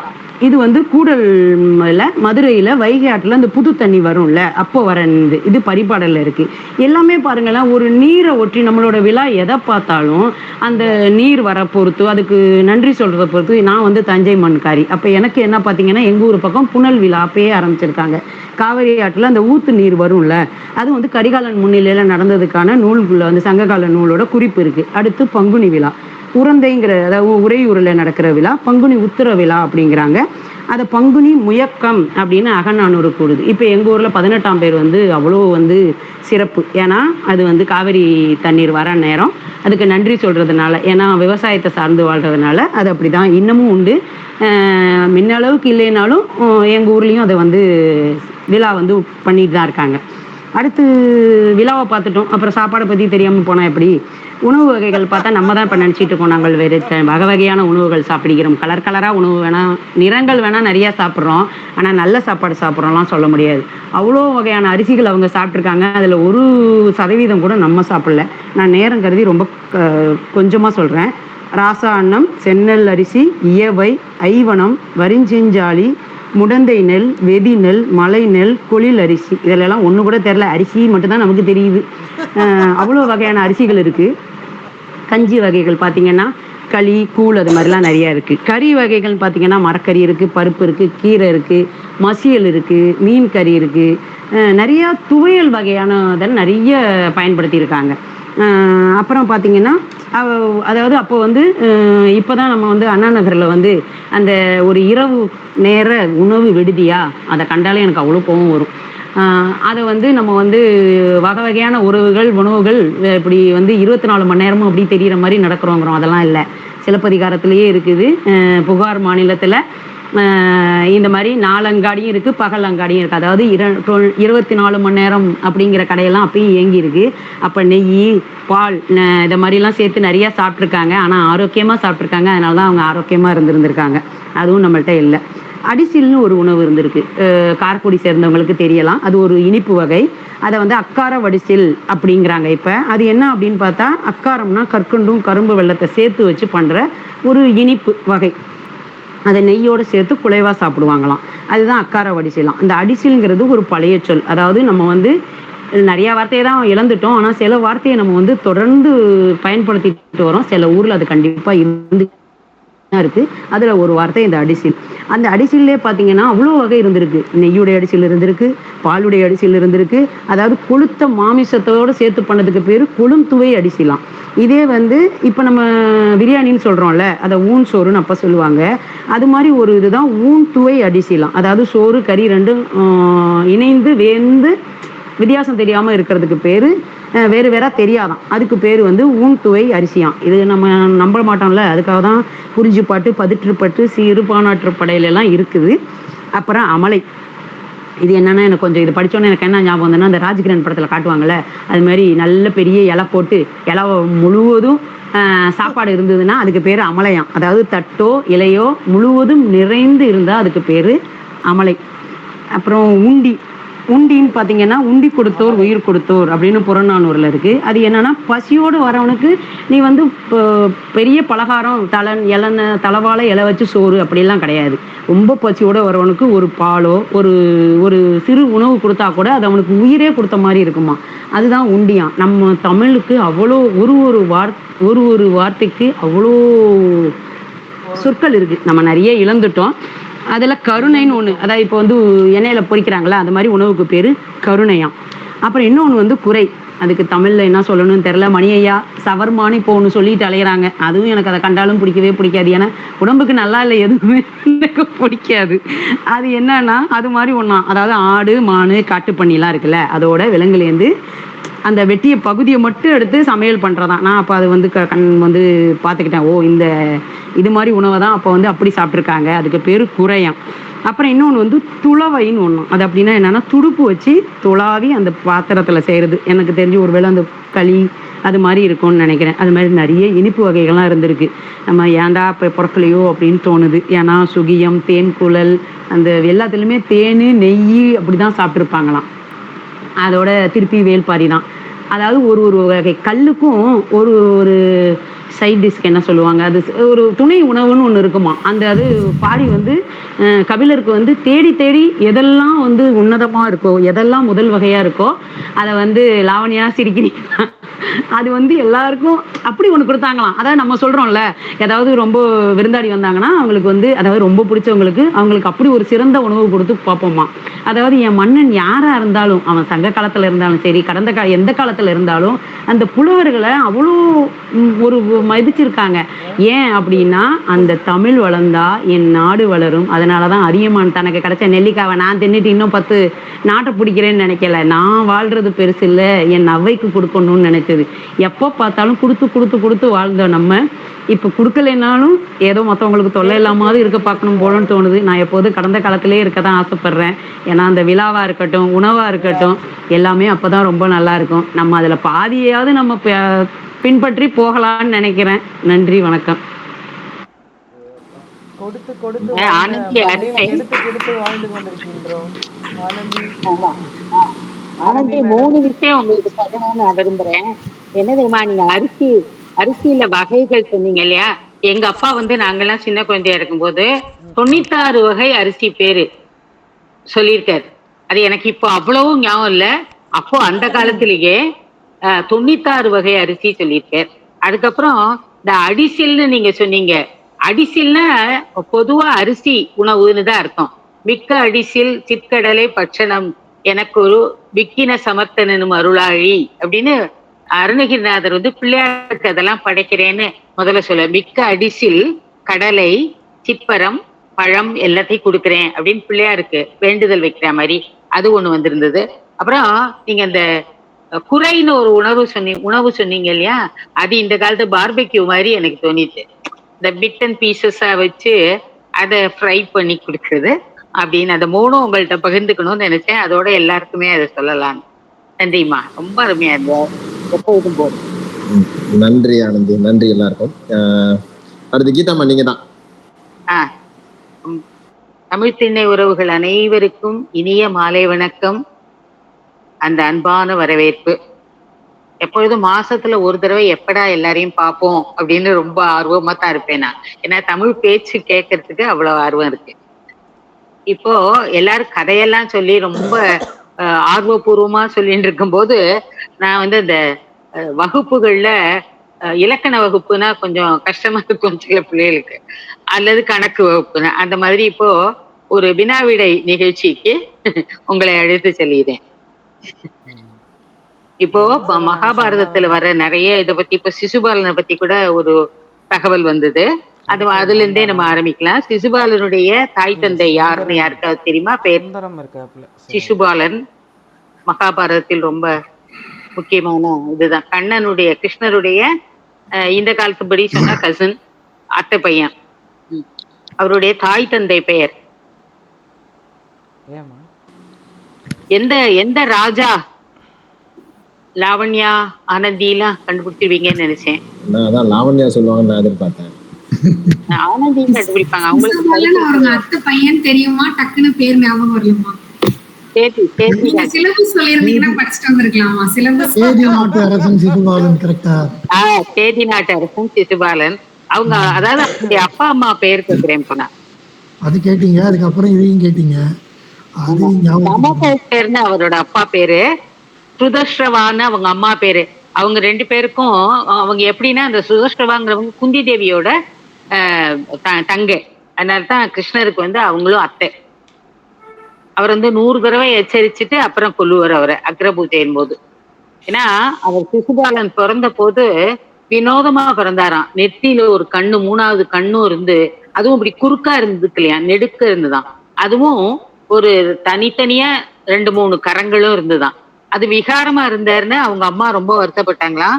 அப்போ ஒரு வேதியர் சொன்னாராம், இவரை கொல்ல போறவர் யாரோ அவர் மடியில இவர் இருக்கும்போது இந்த வினோதங்கள் மறைந்து விடும்னு. அப்போ இட் சோ ஹேப்பன் உறவுக்காரங்கள் எல்லாம் வந்து அந்த குழந்தையை தொட்டில் போது இருக்கும் போது இவர் வந்து மாமா பையன் இல்லையா, வசுதேவரோட பையன், அவர் மடியில வைக்கும் போது அதெல்லாம் மறைஞ்சுதான். அந்த விகாரம் ஒழிஞ்சதை பத்தி அவங்க அம்மாவுக்கு சந்தோஷமா, ஆனா ஐயோ கிருஷ்ணனா கொல்ல போறான் என் பையனை அப்படின்னு வருத்தமா. இது வந்து நிறைய பெரிய கதை, அதை பத்தி அப்புறம் பார்ப்போம். அப்புறம் ரெண்டாவது கேள்வி, பிரகலாதன் கதை எல்லாருக்கும் தெரியும். கிரண்யகசிப்பு பலவிதமா அவரை கொல்ல பார்த்தாருன்னு. அப்போ தீயில அவரை போடும்போது அவர் தப்பிச்சு வந்தார். அது எப்படி தப்பிச்சு வந்தார்? அதுக்கு பின்னால யார் இருந்தான்னு தெரியுமா யாருக்காவது? ஹோலிகான அவரோட தங்கச்சி. அருமை. அவங்களுக்கு வந்து ஒரு ஷால் வச்சிருப்பாங்க. அந்த தமிழ்ல அதுக்கு பேர் என்னன்னு தெரியல. மந்திர போர்வை வந்து ஒண்ணும் செய்யாது. அந்த பொண்ணு வந்து இவர் என்ன பண்ணிடும்னா அந்த ஷாலை வச்சு போத்திடுவாங்க. அதனால அவர் தப்பிச்சுடுவார். அதுதான் ஹோலின்னு சொல்லி செலிப்ரேட் பண்ணது கொண்டாடுறாங்க. ஆமா. ஆனா அத வந்து நீ இது பண்ணவர் அந்த மந்திர போர்வையில தான் போத்திண்டு கிருஷ்ணரை தம் அடிக்குள்ள வச்சுட்டு இருந்தாலாம். ஏன்னா தான் ஒன்னும் ஆக மாட்டோம் அந்த அக்னியில, கிருஷ்ணர் சாகட்டும்னு. ஆனா பிரகலாதன் சாகட்டும்னு. ஆனா கிருஷ்ணர் வந்து இதை பார்த்துட்டே இருந்துட்டு அந்த மந்திர போர்வையோட மாத்தி விட்டாராம் பிரகலாதனை போத்திக்க முடியா. அப்ப ஹோலிகா எரிஞ்சு போனா இது என்னன்னா தீமை அழிஞ்சு நன்மை பெருகட்டும். அதனாலதான் வட இந்தியால ஹோலின்னு கொண்டாடுறாங்க அது. மூணாவது கேள்வி, காமதேனு வந்து தெய்வ பசு, அதுக்கு ஒரு சாபம் இருந்தது. ஒரு மாமிசம் சாப்பிட்டதுனால ஒரு பாவம் வந்து பூமிக்கு வந்தது. அது எந்த ஊர்ல எப்படி தீர்ந்தது யாருக்காவது தெரியுமா? ஒரு அருமையான கதை அது. அதுவும் இப்போ நம்ம கந்த சஷ்டி கொண்டாடிட்டு இருக்கும் போது தெரிஞ்சுக்க வேண்டிய கதை அது. நேரங்கறி நானே சொல்லிடட்டுமா? இல்ல யாருக்காவது தெரியுமா? சிக்கல்னு ஒரு ஊர் இருக்கு. சிக்கல்னு ஒரு ஊர் இருக்கு.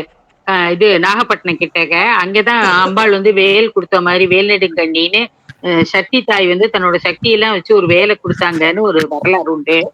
அந்த சிக்கல்ங்கிற ஊர்ல தான் அந்த காமதேனு வந்து அலைஞ்சிட்டு இருந்துதான் மனுஷ பிறவி. அதுக்கு வந்து முகம் வந்து புலி மாதிரி ஆயிடுதான். தெய்வ பசுக்கு முகம் புலி மாதிரி ஆயிடுதான். பூலோகத்துல வந்து அப்போ சிவன் வந்து அந்த சாபம் கொடுக்கும் போதே சொன்னாராம், ஒரு புண்ணிய கஷேத்திரத்துல எங்க வச்சு உனக்கு முகம் நார்மல் சாதாரணமா உன்னோட முகம் வருதோ அந்த இடத்துல உனக்கு சாப விமோசனமும் கிடைக்கும், நீ திருப்பி வந்துருவேன்னு. அப்போ இது என்ன பண்ணிருக்கு, பூலோகத்துல வந்து மல்லிகாவனம் அப்படின்னு அந்த வசிஷ்டரோட வனத்துல அலைஞ்சிட்டு இருந்துதான். அப்போ அங்க ஒரு சிவலிங்கம் வெண்ணெயினால வசிஷ்டர் வந்து அந்த பூஜை பண்ணிட்டு இருக்கும் போது அந்த இப்பதான் அந்த சேச்சுரேட்டட் மில்க்னு வைக்கிறோம், அப்பவே வச்சிருந்தார். வசிஷ்டர் வந்து காமதேனுவோட பாலை கறந்து ஒரு வெண்ணெயாக்கி அதை ஒரு லிங்கமா பிடிச்சு பூஜை பண்ணிட்டு இருந்தார். அதனால்தான் நவநீத லிங்கேஸ்வரர்னு அந்த சுவாமி பேரு. அதை பார்த்து இந்த பசுவுக்கு ரொம்ப ஒரு இது வந்திருக்கான் பக்தி. உடனே உருகி போய் அப்படியே பால் சுரந்துட்டே இருந்தா அது ஒரு குளம் மாதிரி ஆயிடுச்சு அந்த இடம். அதனால அதுக்கு பேரே க்ஷீர புஷ்கரணின்னு தான். க்ஷீரம்னா வடமொழியில பால், க்ஷீர புஷ்கரணின்னு பேரு. அந்த சுவாமி பேரு நவநீத லிங்கேஸ்வரர்னு. அப்போ அந்த பண்ணினதுனால இதுக்கு சாபம் தீர்ந்து போச்சான். அந்த நவநீதம் வந்து கையில இப்படி உருட்டினர் சிவலிங்கமா பிடிச்சு வச்சிருந்தாருன்னு சொல்லுவாங்க. பக்கத்திலேயே ஒரு பவளவண்ண பெருமாள் கோவில் இருக்கு. அவர் வந்து சுவாமிக்கு கிருஷ்ணருக்கு வெண்ணெய் ரொம்ப பிடிக்கும் இல்லையா, அதை எப்படியாவது சாப்பிடணும்னு அதை வந்து அவர் எடுக்க பார்த்ததாகவும், ஒருத்தர் பூஜை பண்ணது ஆத்மலிங்கம் மாதிரி திவ்யாக்கெல்லாம் தெரியும். ஒருத்தர் பூஜை பண்ணதை நம்ம வீட்டுல வந்து பண்டிட் வந்து பூஜை பண்ணா கூட அவங்கதான் எடுத்து யதாஸ்தான பிரதிஷ்டா பயாமின்னு வைக்கணும். அப்போ இதை எடுத்துனோடனே அவர் கையிலேயே ஒட்டின்னு இருக்கு அது அப்படின்னு ஒரு கதையும் உண்டு. மூணாவது வந்து சரி, சங்கீத தூண்கள் எங்கெல்லாம் இருக்குன்னு தெரியுமா? கோவில்கள்ல 2-3 இடத்துல இருக்கு. மதுரையில இருக்குமா? மதுரையில வந்து அந்த ஆயிரங்கால் கட்டணம். திருநெல்வேலியில நெல்லையப்பர் கோயில் இருக்கு. Nellaiyappar, very good. தென்காசி, திருநெல்வேலி, மதுரை. படிக்கட்டு தாராசுரம். Very good. அதுதான் அடுத்தது கேட்க வந்தேன். Very good. எனக்கு தெரிஞ்ச ஒண்ணு சொல்லிடணும்ல. தாராசுரம் சுவாமி பேர் என்ன தெரியுமா? ஜம்பு ஐராவதேஸ்வரர். Very good. யார் சொன்னா? வெள்ளை யானை அதோட பேரு. ஆமா, ஐராவதேஸ்வரர். Very good. அதுல அந்த படி வந்து ஸ்வரங்கள் ஒரு வந்து கமப தனி சரிகா அப்படின்னு வந்திருக்காங்க. கமப தனி சரிகா. அதாவது ஒரு அது என்ன ராகத்தோடதுன்னா சங்கராபரண ராகத்தோட படி அது. சங்கர ஆபரணம்ங்கிறதே பாம்பு. இவர் சிவன் வந்து பாம்பு தானே ஆபரணம் இருக்கு. அதனால அந்த சங்கராபரணம் ராகத்துல அந்த படிகள் இருக்கான். அது ஒரு அருமையான தகவல். சரியான அந்த சரளி அந்த வரிசையில வரல அது. இல்ல எல்லா ராகத்திலுமே இல்ல சாரி காமன் அப்படி வரல. அப்படி வரல. ஆமா. அதுல எப்படி எப்படி வரும்னா கமபதனி சரிகான்னு வரும். ஒவ்வொரு இது செய்தி. ராகத்துக்கும் ஆரோகணம் இருக்கும் இல்லையா? ஒவ்வொரு ராகத்துக்கும் அது இல்ல இல்ல இல்ல ஒவ்வொரு ஆரோகணம் இருக்கு. அதான் அது இப்பதான் எனக்கு அது அதான் இது செய்தி தான். ரொம்ப நன்றி. கமபதனி சரிகா அப்படிங்கிறது அந்த படிகள் தாரகாசுரத்துல உண்டான படிகள். தாராசுரத்துல அது வந்து சங்கராபரணம்ங்கிறது என்னத்தினாலன்னா சிவனோட ஆபரணம்ங்கிறதுனால அது வந்துருக்கு. அப்புறம் நரசிம்மர் வந்து ரொம்ப கோபமா இருந்தார் இல்லையா ஹிரண்யாட்சனை அழிச்ச உடனே. அப்போ ஹிரண்யகசிபு அழிச்ச உடனே அப்போ அவருடைய இதை சாந்தப்படுத்துறதுக்கு பிரகலாதனும் முயற்சி பண்ணார், சிவபெருமானும் முயற்சி பண்ணார். அந்த சிவபெருமான் யாருன்னு தெரியுமா? வெள்ளீஸ்வரர் கோவில்ல கூட இருக்கு.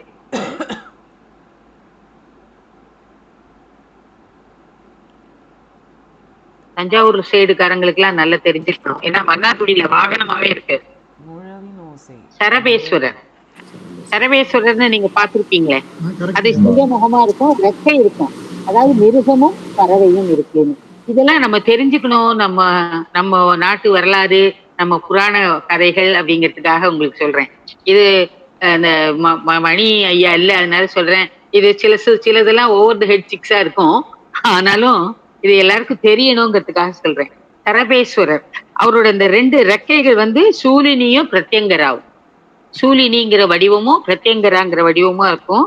உத்தரகாமி காமகம்னு பேரு. அதுக்கு பேரு என்னன்னா அந்த சுவாமி வந்து அப்படி வினோதமான ஒரு வேஷத்துல வந்தோடனே இவருடைய கோபம் தணிஞ்சு சிரிப்பு வந்துட்டான்.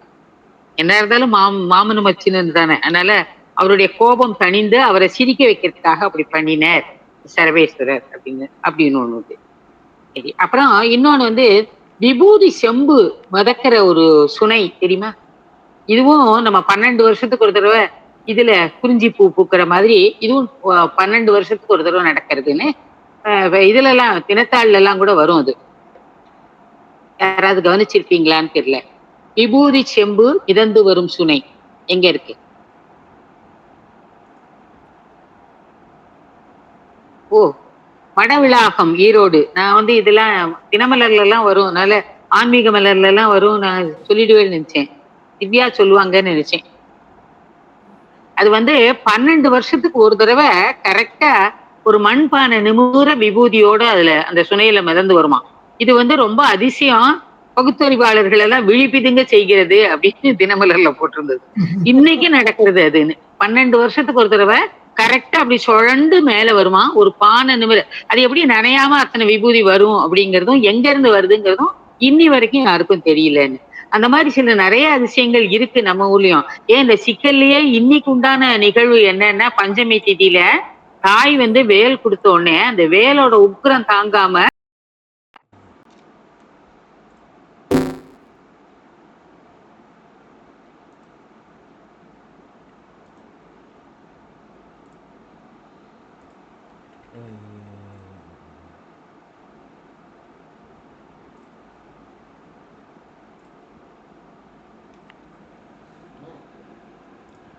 நெட்டு கட் ஆயிடுச்சு. முடியாத மெய்ஞானம், விஞ்ஞானத்துக்கு மேற்பட்ட மெய்ஞானம் இருக்கு உலகத்துல. அப்புறம் கடலுக்கு மேல 3500 அடியில ஒரு சிவசேத்திரம் இருக்கு. இப்பவும் அது சுதாரநாதெல்லாம் கூட போய் அங்க பாட்டெல்லாம் ஒரு பெரிய ஆல்பமே வெளியிட்டாங்க. அங்க பஞ்சவாத்திய ஒலி கேட்கிறதா? திவ்யா நீங்க தான் சொல்லணும். இத முன்னுரை பஞ்சவாத்திய முன்னுரை கொடுத்துட்டீங்கன்னு சொன்னேன். ஆமா சொல்லுங்க, அது எந்த கோயில்? கோயிலா? திருவையாறு.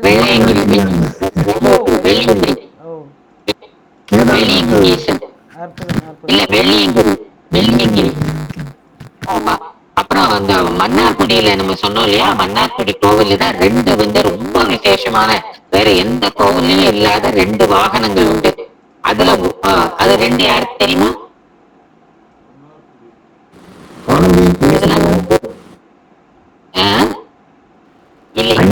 மாட்டி விடுறாங்க. இல்ல அவங்க மன்னார்குடி சொந்த ஊரு. நீங்க தான் சொல்லணும். ஆமா அதெல்லாம் தெரியாதுமா, மன்னார்குடியில அந்த கோயிலுக்கு போயிருக்கேன், அது மட்டும் தான் தெரியும். இல்ல ஆனந்தே, அது 2ம் வேற எந்த கோயிலையும் கிடையாது. பஞ்சமுக ஆஞ்சநேயர் கோவில்கள் உண்டு, 2-3 இடத்துல இருக்கு தமிழ்நாட்டுல. ஆனா பஞ்சமுக ஆஞ்சநேயர் வாகனம் வந்து மன்னார்குடியில மட்டும்தான் இருக்கு. இன்னொன்னு வந்து நம்ம அந்த முதல்ல பார்த்தோமே சரவேஸ்வரர், அவர் 2 பகுதியா இருக்கிற மாதிரி கருட பேரண்ட பட்சி அப்படின்னு, கருட பேரண்ட பட்சி அப்படின்னு ஒரு வாகனம். அதை வந்து இப்போ கும்பாபிஷேகம் ஆகும்போது அந்த தக்காரா அந்த அம்மா வந்து இப்ப யூடியூப்ல அது ஒரு இது வந்தது, ஒரு என்ன சொல்றது காணொலி வீடியோன்னு சொல்லுவாங்க, காணொலி வந்தது. அதுல இந்த தகவல் கிடைச்சது. பஞ்சமுக ஆஞ்சநேயர் வாகனமும் கருட பேரண்ட பட்சி அப்படிங்க.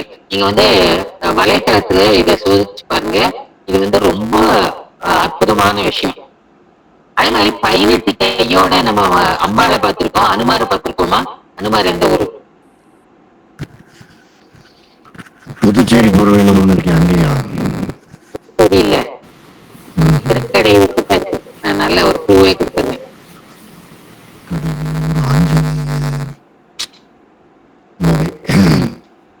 அனந்தமங்கலம். அதெல்லாம் ஒவ்வொருத்தரும் ஒவ்வொரு கையில கை கொடுத்தாங்களா அவருக்கு ஆயுதங்களை, எல்லாரோட ஆயுதமும் சண்மத ஆயுதங்களும் அவர்கிட்ட இருக்கும். கடைசியில லேட்டா வந்தாராம் சிவன், உலகத்துக்கெல்லாம் படி எழுந்துட்டு அவருக்கு ஒண்ணும் கொடுக்க முடியல, எல்லா கையும் ஆக்குபைடா இருக்கேன்னு சொல்லிட்டு அனுமார நெஞ்சோட அணைச்சு அவர் நெத்தியோட நெத்தி வச்சு தன்னோட நெத்தி கண்ணை அவருக்கு கொடுத்தாராம். அதனால அனந்தமங்கலம் ஆஞ்சநேயர் 18 கையே 19 ஆயுதத்தோட இருக்கு. சரி, ஹனுமாருக்கு வந்து பிரம்மச்சாரி நம்ம எல்லாம் தெரிஞ்சிருக்கோம். ஹனுமாருக்கு பிள்ளை உண்டான ஒரு வரலாறு உண்டு. அது எந்த ஊரு?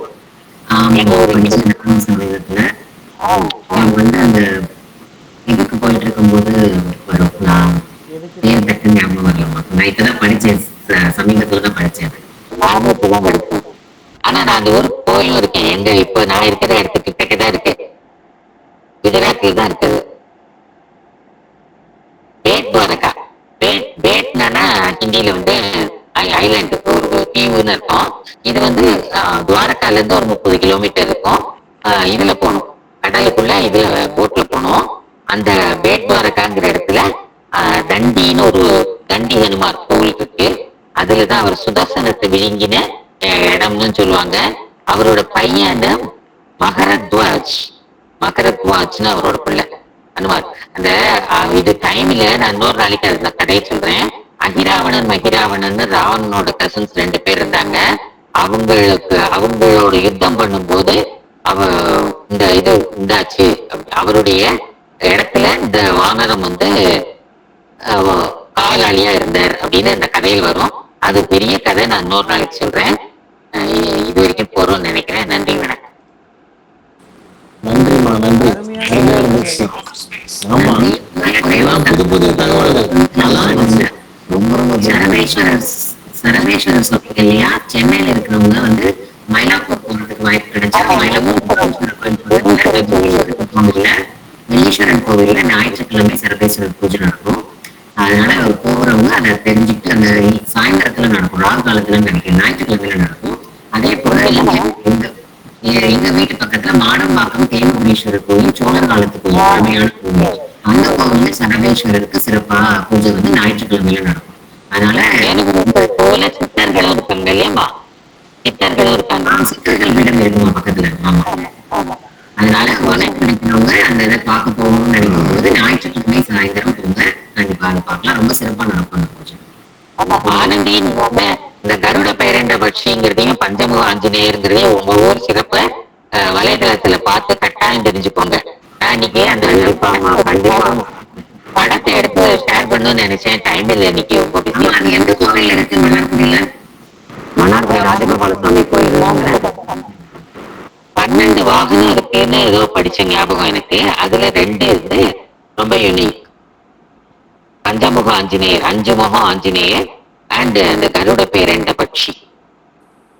நான் முடிஞ்சா நம்ம குரூப்ல அந்த படத்தை எடுத்து அப்புறமா ஷேர் பண்றேன். இன்னைக்கு டைம் இல்லை. சொல்லலாம் நினைச்சேன். இந்த லிஸ்ட் கூட எங்களுக்கு ஷேர் பண்ணுங்க, क्वेश्चंस ஆன்சர்ஸ். தமிழ் தமிழ் தமிழ் இந்த வீடியோவை அனைத்தையும் பகிர்ந்து கொள்ளுமாறு தாழ்மையுடன் கேட்டுக்கொள்கிறேன். ஒருங்கிணைப்பாளர் ஓரளவுக்கு தான் பொறுமை காப்பான்.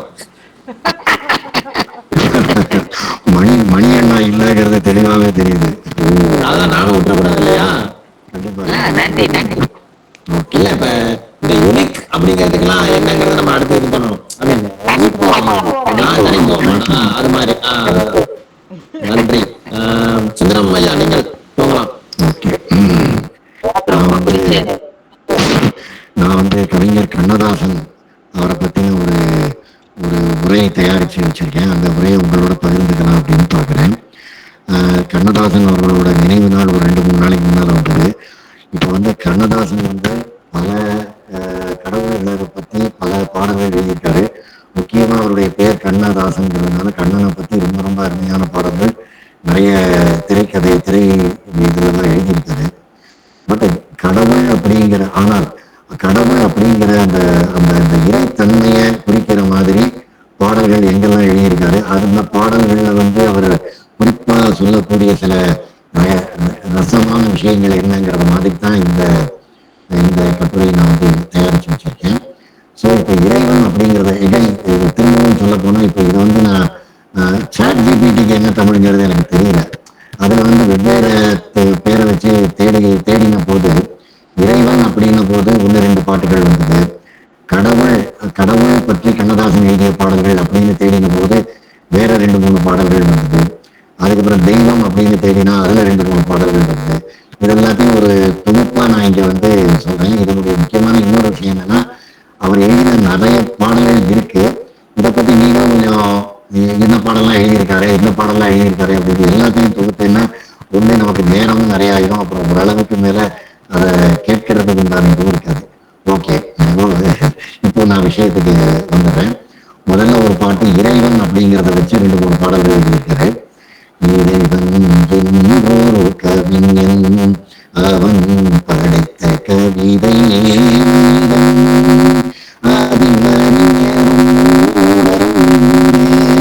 ஆனால் தொடக்கம் ஒன்று. ஒரு சின்ன விஷயத்த ரொம்ப பிரமாதமா இதுல எழுதியிருக்காரு. தொடக்கமும் முடிவும் ஒன்றுதான், அறிஞரும் மூடரும் ஒன்றுதான். ஸோ இந்த மாதிரி எழுதி ஒரு 20 வரி எழுதியிருக்காரு. பட் பூராத்தையும் இதுல பாடிட்டு இருந்தேன்னா அடுத்தடுத்து நம்ம போக முடியாது. பட் இந்த 2 வரிகள் எனக்கு ரொம்ப பிடிச்சிருந்தது. இறைவன் வந்து ஒரு கவிஞராக அவர் உருவகப்படுத்தி அவர் படைத்த கவிதை வந்து வேற எதுவும் இல்லை, நம்ம தான் அப்படின்னு அவரை சொல்லியிருக்கிறது உண்மையிலேயே ரொம்ப அருமையான ஒரு கவிதையா தெரிஞ்சுக்குது. அடுத்தது பார்த்தீங்கன்னா ஒரு ஒரு குழுவினர் சேர்ந்து பாடக்கூடிய ஒரு பாடல் இருக்கு. சாமி நிலையம்ங்கிற படத்துல இறைவன் வருவான் அவன் என்றும் நல்வழி தருவான் அறிவோம் அவனே அவன் அன்பே நாம் பெரும் கருணை அப்படிங்கிற அந்த பாட்டுல பாத்தீங்கன்னா அந்த வார்த்தைகள்லாம் ரொம்ப அழகழகாக வச்சிருப்பாரு. வண்ண வண்ண பூவின் காயை வைத்தவன் சிற்பி ஒன்றின் நடுவே முத்தை வைத்தவன் சின்ன சின்ன பாசம் வைத்தான் நெஞ்சில் வரும் பாசத்தை பேச வைத்தான். அங்கே என்பது கோயில், ஆசை என்பது நாடு, பாசம் என்பது வீடு, பாசம் என்பது வீடு அப்படின்னு சொல்லி அந்த சின்ன சின்ன வார்த்தைகளா அந்த இறைவனோட பெருங்கருணை அப்புறம் இறைவனோட தன்மை இது எல்லாத்தையுமே ரொம்ப அழகா இந்த வரிகள் எல்லாம் ரொம்ப எழுதி வச்சிருக்கிறத நான் ரொம்பவே ரசிச்சு பார்த்தேன். அதுக்கு வந்து தமிழ் பண்ணி ஒரு வாய்ப்பு கொடுத்துருக்கிறது. அடுத்த பாட்டு கொஞ்சம் ஒரு வேற மாதிரியான ஒரு பாட்டு. இதுல என்ன கேட்கிறாரு அப்படின்னா, இறைவன் இருக்கானா அப்படிங்கிற மாதிரி ஒரு பாட்டு கேட்கிறாரு. இறைவன் இருக்கின்றான் மனிதன் கேட்கிறான், அவன் இருந்தால் உலகத்திலே எங்கே வாழ்கிறான் எங்கே வாழ்கிறான் அப்படின்னு ஆரம்பிச்சு முதல் சரணம் ரொம்ப அழகா இருக்கிறது. நான் ஆத்திகனானேன் அவன் அகப்படவில்லை, நான் ஆத்திகனானேன் அவன் பயப்படவில்லை அப்படின்னு டி.எம். சௌந்தரராஜன் அவர்கள் ரொம்ப ஹைபிச்சில் இந்த பாட்டை பாடுவாரு. ஆனா உண்மையிலே ஒரு காதல் தோல்வியை பத்தின ஒரு பாட்டு தான். அதுல வந்து இறைவன் இருக்காரா அப்படிங்கிற ஒரு கேள்வியை கொடுத்து அந்த அந்த பெண் வந்து மனிதன் இருக்கின்றானா அப்படின்னு சொல்லி கேள்வி கேட்பான். இந்த மாதிரி மனிதர்கள் என்னை ஏமாத்துறீங்க அப்படின்னு சொல்லி இந்த பாட்டு போகும். பட் இந்த வரிகள்ல வந்து யாருமே விஷயத்த அவர் சொல்றாரு. இறைவன் இருக்கானா இல்லையாங்கிறத ஒரு கேள்வி கேட்டுட்டு, நான் ஆத்திகனா ஆயிட்டேன் ஆனா அவன் எனக்கு கிடைக்கல, நான் நாத்திகன் ஆயிட்டேன் ஆனா அவன் என்னை பார்த்து பயப்படல அப்படிங்கிறார். ஓரளவுக்கு இறைவன் இருக்கிறத புரிஞ்சுக்கிற மாதிரியே இந்த பாட்டு கொண்டு போற மாதிரி நான் இதை நினைச்சுட்டு இருக்கேன். அடுத்தது ஒண்ணு, அப்கோர்ஸ் இந்த இந்த மாதிரி பார்க்கும்போது அந்த சூரியகாந்தி படத்துல வரக்கூடிய அந்த சூரியகாந்தியில முன்னால இருக்கிற படத்துல அவரே எழுதியிருப்பாரு என்னன்னா, நான் படைப்பதனால் என் பேர் இறைவன், இந்த கோட்டை இறைவன் குடியிருப்பு பாட்டுல இறைவனோட அவரை சேர்த்து சொல்ற மாதிரியே எழுதியிருப்பாரு. அதாவது நான் ஒரு படைப்பாளி அப்படிங்கிறவர் இறைவன் தான் அப்படிங்கிறத சொல்ற மாதிரி, நான் படைப்பதனால் என் பேர் இறைவன் அப்படின்னு சொல்லி அவரையே அவர் சொல்லியிருப்பாரு. அது ஒரு முத்தாய்ப்பான ஒரு வார்த்தையா எனக்கு பட்டுது. ஸோ இது இறைவன் அப்படிங்கிறத வச்சு நான் பார்த்த சில விஷயங்கள். அடுத்தது கடவுள் அப்படின்னு சொன்னா நம்ம எல்லாருக்குமே வரக்கூடிய ஒரு பாட்டு கடவுள் திணித்த மேலை நினைக்கும் கல்யாண மாலை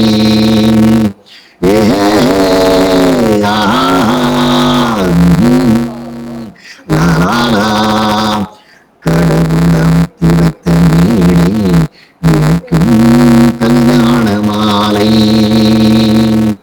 இன்னார்க்கு இன்னார் என்று எழுதி வைத்தான் தேவன் என்று, இன்னார்க்கு இன்னார் என்று எழுதி வைத்தான் தேவன் என்று. இதுக்கு நான் விளக்கம் தர வேண்டிய தேவையே இல்லை. நம்ம குழுவில் இருக்கிற எல்லாருக்குமே இந்த பாட்டு பிடிச்சிருக்கும், பாட்டோட அர்த்தமும் ரொம்பவே புரிஞ்சிருக்கும். அதனால அடுத்த பாட்டுக்கு போறேன்.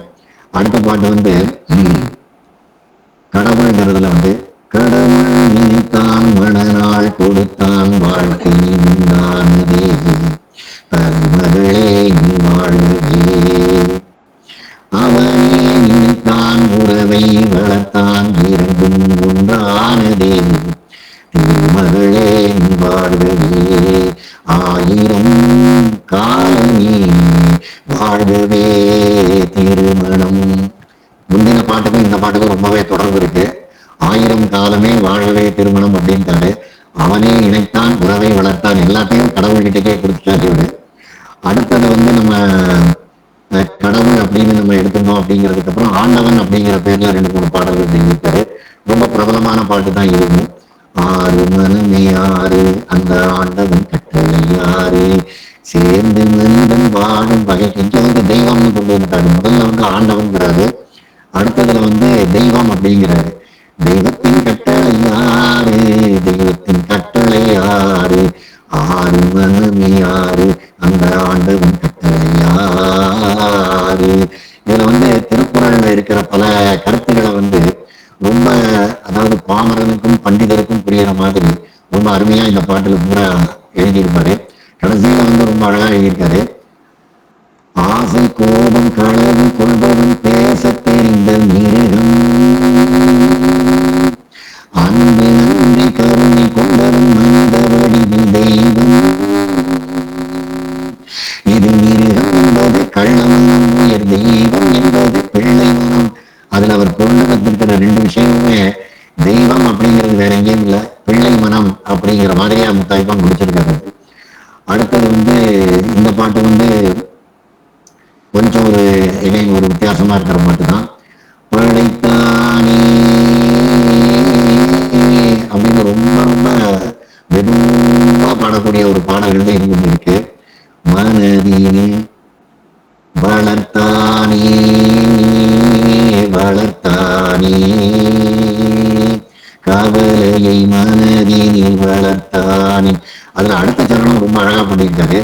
கொடுத்தானே கொடுத்தானே மறதியை ஆண்டவன் கொடுத்தானே பிரித்தானே பிரித்தானே மனதையும் கவலையும் பிரித்தானே. இது இல்லைன்னா இந்த மாதிரி 2ஐயும் பிரித்து வைக்கலைன்னா நம்ம கவலைப்பட்டுக்கிட்டே இருந்திருப்போங்கிறத ரொம்ப அழகா கொண்டு இந்த பாட்டுல எழுதியிருக்காரு. அடுத்தது இந்த பாட்டுல ஆண்டவன்கிறத கொண்டு வந்திருப்பாரு. திரும்ப நல்லவர்க்கெல்லாம் சாட்சிகள் 2, ஒன்று மனசாட்சி தெய்வத்தின் சாட்சியம்மா, நம்பிக்கை வைத்து கல்லையும் பார்த்தால் தெய்வத்தின் சாட்சியம்மா, அதுதான் உள்ளத்தின் சாட்சியம்மா, அதுதான் உண்மைக்கு சாட்சியம்மா. இதுல வந்து ஒரு இடத்துல வந்து சொல்லியிருப்பாரு, இங்க தெய்வம்னு சொன்னவர் வந்து ஆண்டவன் அறிய ஒரு துளி வந்தம் இல்லை அப்படின்னு மனசுல கொஞ்சம் கூட வந்தது இல்லைங்கிறத ஆண்டவன் அறிய வந்து இருக்கு அப்படிங்கிறத சொல்லியிருப்பாரு. ஸோ கிட்டத்தட்ட நான் முடிக்கிற ஒரு ஸ்டேஜில் வந்திருக்கேன். இது எல்லாம் கடவுள் ஆண்டவன் அப்படிங்கிறத பற்றி கண்ணதாசன் பாடின ஒரு சில பாடல்கள். இந்த பாடல்கள் எல்லாத்துலேயுமே மிகப்பெரிய தத்துவங்களை ரொம்ப அழகாக அவர் கொண்டு வந்து வச்சிருக்கிறது ரொம்பவே ஆச்சரியமாகவும் இருக்குது. தமிழ்த்தன்மை கொடுத்த ஒரு இதனால இதெல்லாம் ஏற்கனவே பார்த்த பாடல்கள், படித்த பாடல்கள், மிக ரசித்த பாடல்கள்னாலே மறுவாசிப்பு பண்ணினதுல எனக்கு ரொம்ப சந்தோஷமா இருந்தது. உங்ககிட்ட பகிர்ந்ததே ரொம்ப நன்றி.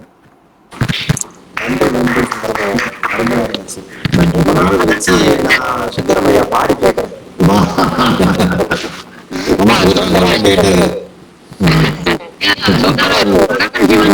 இந்த பாட்டு சொல்லுவீங்கன்னு எதிர்பார்த்தேன். எதிர்பார்த்தேன் நீங்க சொல்லுவீங்க. கடவுள் வேண்டாம், கடவுளை பத்தி ஆண்டவனை பத்தி இறைவனை பத்தி அப்படி எடுத்திருக்கேன் இந்த தொகுப்பு. சரி, வரும்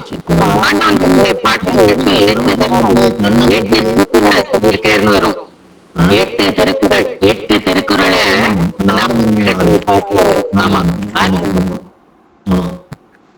ரொம்ப நன்றி எல்லாருக்கும். நன்றி. திவ்யா, நீங்கள் போகலாம். அடுத்த இசை முழக்கம். மிகவும் நன்றி. தமிழ் திண்ணை அன்பர்களுக்கு என்னுடைய பணிவார்ந்த வணக்கத்தை தெரிவித்துக் கொள்கின்றேன். இன்று ஏதோ ஒரு ப்ரீலூட் என்று ஆங்கிலத்தில் அழைப்பார்கள், முன்னோட்டி போல கீதாம் அவர்கள் வந்து பஞ்சவாத்தியத்தை எங்கே இசைத்தார்கள், அந்த இடம் என்ன என்றெல்லாம் கேட்டாங்க. இன்றைக்கி நான் பேசக்கூடிய தலைப்பும் கைலாய வாத்தியங்கள் அல்லது பஞ்சவாத்தியம் என்று அழைக்கப்படக்கூடிய இந்த தமிழர் பரம்பரையில் வந்த பழம் நெடும் கருவிகள், இன்று உபயோகத்தில் சிவ ஆலயங்கள் மட்டுமே பிரயோகிக்கப்படக்கூடிய ஒரு விஷயம். அதை பற்றி தான் இங்கே பகிர்ந்து கொள்ள விரும்புகிறேன். என்னுடைய ஒலி என்பது தெளிவாக இருக்கிறதா சங்கர் அவர்களே? நன்றி. இந்த கைலாய வாத்தியம் அப்படிங்கிற அந்த பெயர்லேயே நமக்கு தெரிஞ்சுக்கலாம், இது வந்து கைலாயத்தில் மட்டுமே வாசிக்கப்படக்கூடிய அல்லது கைலாயத்தில் இருக்கக்கூடிய தன்மையை எந்த இடத்தில் இந்த வாத்தியங்கள் வாசிக்கப்படுகின்றதோ அந்த இடத்தை, அந்த சூழலையே கைலாயமாக மாற்றக்கூடிய தன்மை இந்த வாத்தியங்களுக்கு உண்டு என்பதுதான் குறிப்பு.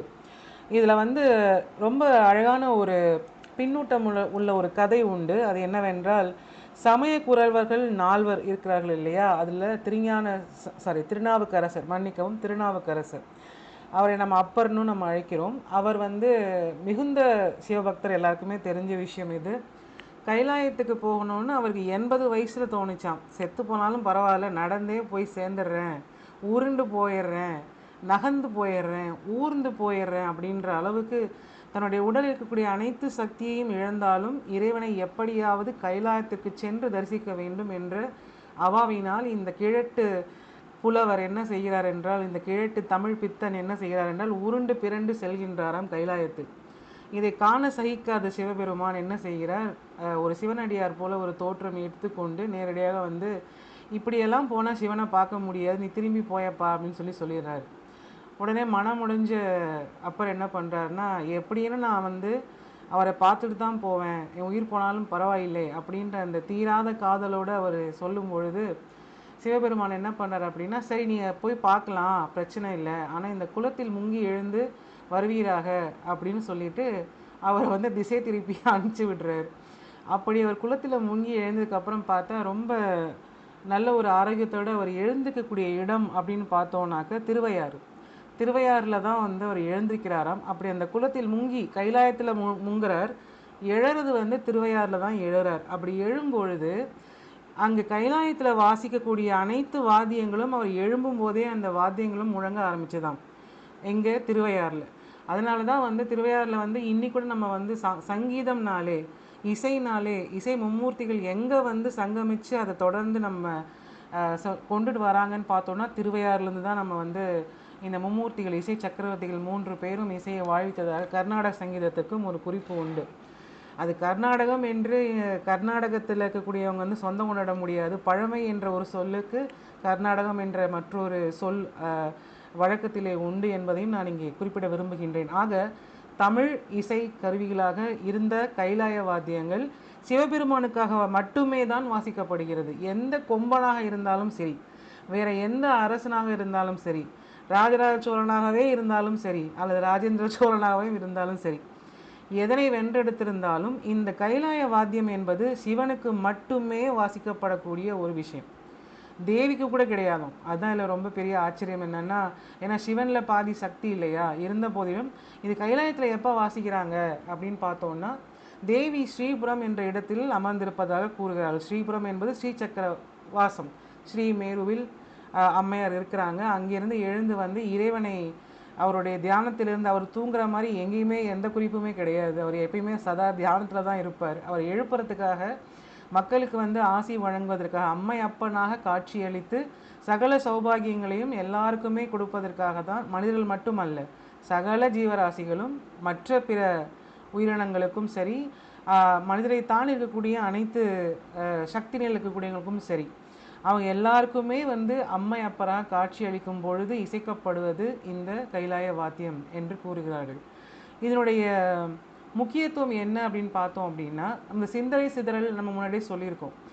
ஏன் வந்து கோவிலில் மணி அடிக்கிறோம் அப்படின்னா, அந்த ஆங்காரம் அப்படிங்கிற அந்த ஒளியினுடைய அலைக்கற்றை அதை வந்து தொட்டு எழுப்பக்கூடிய ஒரு சக்தி உண்டு இந்த கோவில் மணிகளுக்கு. அந்த காலத்திலே ஏற்படுத்தப்பட்ட கோவில் மணிகளுக்கு இந்த சிவவாக்கியம், அதாவது சிவவாத்தியங்களுக்கும் கூட இந்த பஞ்சவாத்தியம் அல்லது கைலாய வாத்தியங்களும் என்ன மாதிரி உலோகத்தில் செய்யப்பட்டிருக்குதுன்னு பார்த்தோன்னா, பித்தளை மற்றும் வெங்கலம், இந்த இரண்டு தான் இதுவரையிலும் பிரயோகப்படுத்தியிருக்கிறார்கள். அப்படி செய்யப்பட்ட அதனுடைய ஒளி அமைப்பானது சிந்தனை சிதறல் அனைத்தையும் நீக்கிவிட்டு, கைலாயத்திலே ஒருவர் இருந்து சிவபெருமானை தரிசித்தால் என்ன ஒரு பலன் கிடைக்குமோ, என்ன ஒரு சிவனுடைய அந்த அருள் கிடைக்குமோ, அந்த அருளை இந்த வாத்தியத்தை இசைக்கக்கூடிய இடத்திலேயே நம்மால் அனுபவிக்க முடியும் என்ற ஒரு சிறப்பு இதற்கு உண்டு.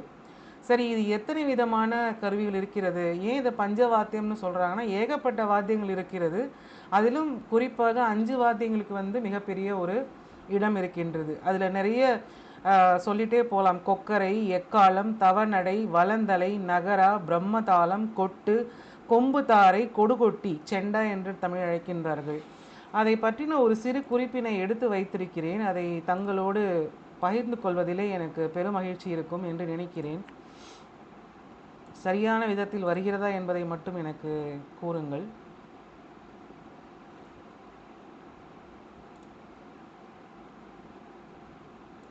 பார்க்க முடிகிறதா?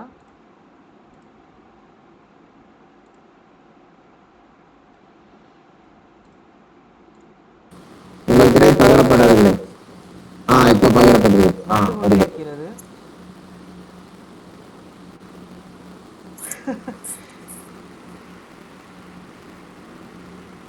அந்த ஒளி வடிவத்தினை நான் எடுத்து வைத்திருந்தேன், அதை பகிரவே விழைகின்றேன். அதனுடைய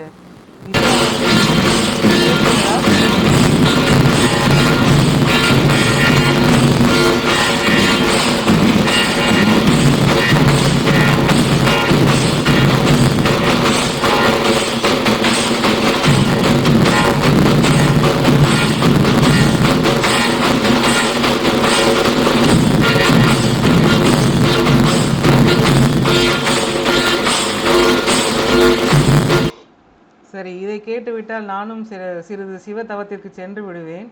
ஆகையால் மற்றொரு குறிப்பினை மட்டும் இங்கே மீண்டும் வழங்க நான் விழைகின்றேன்.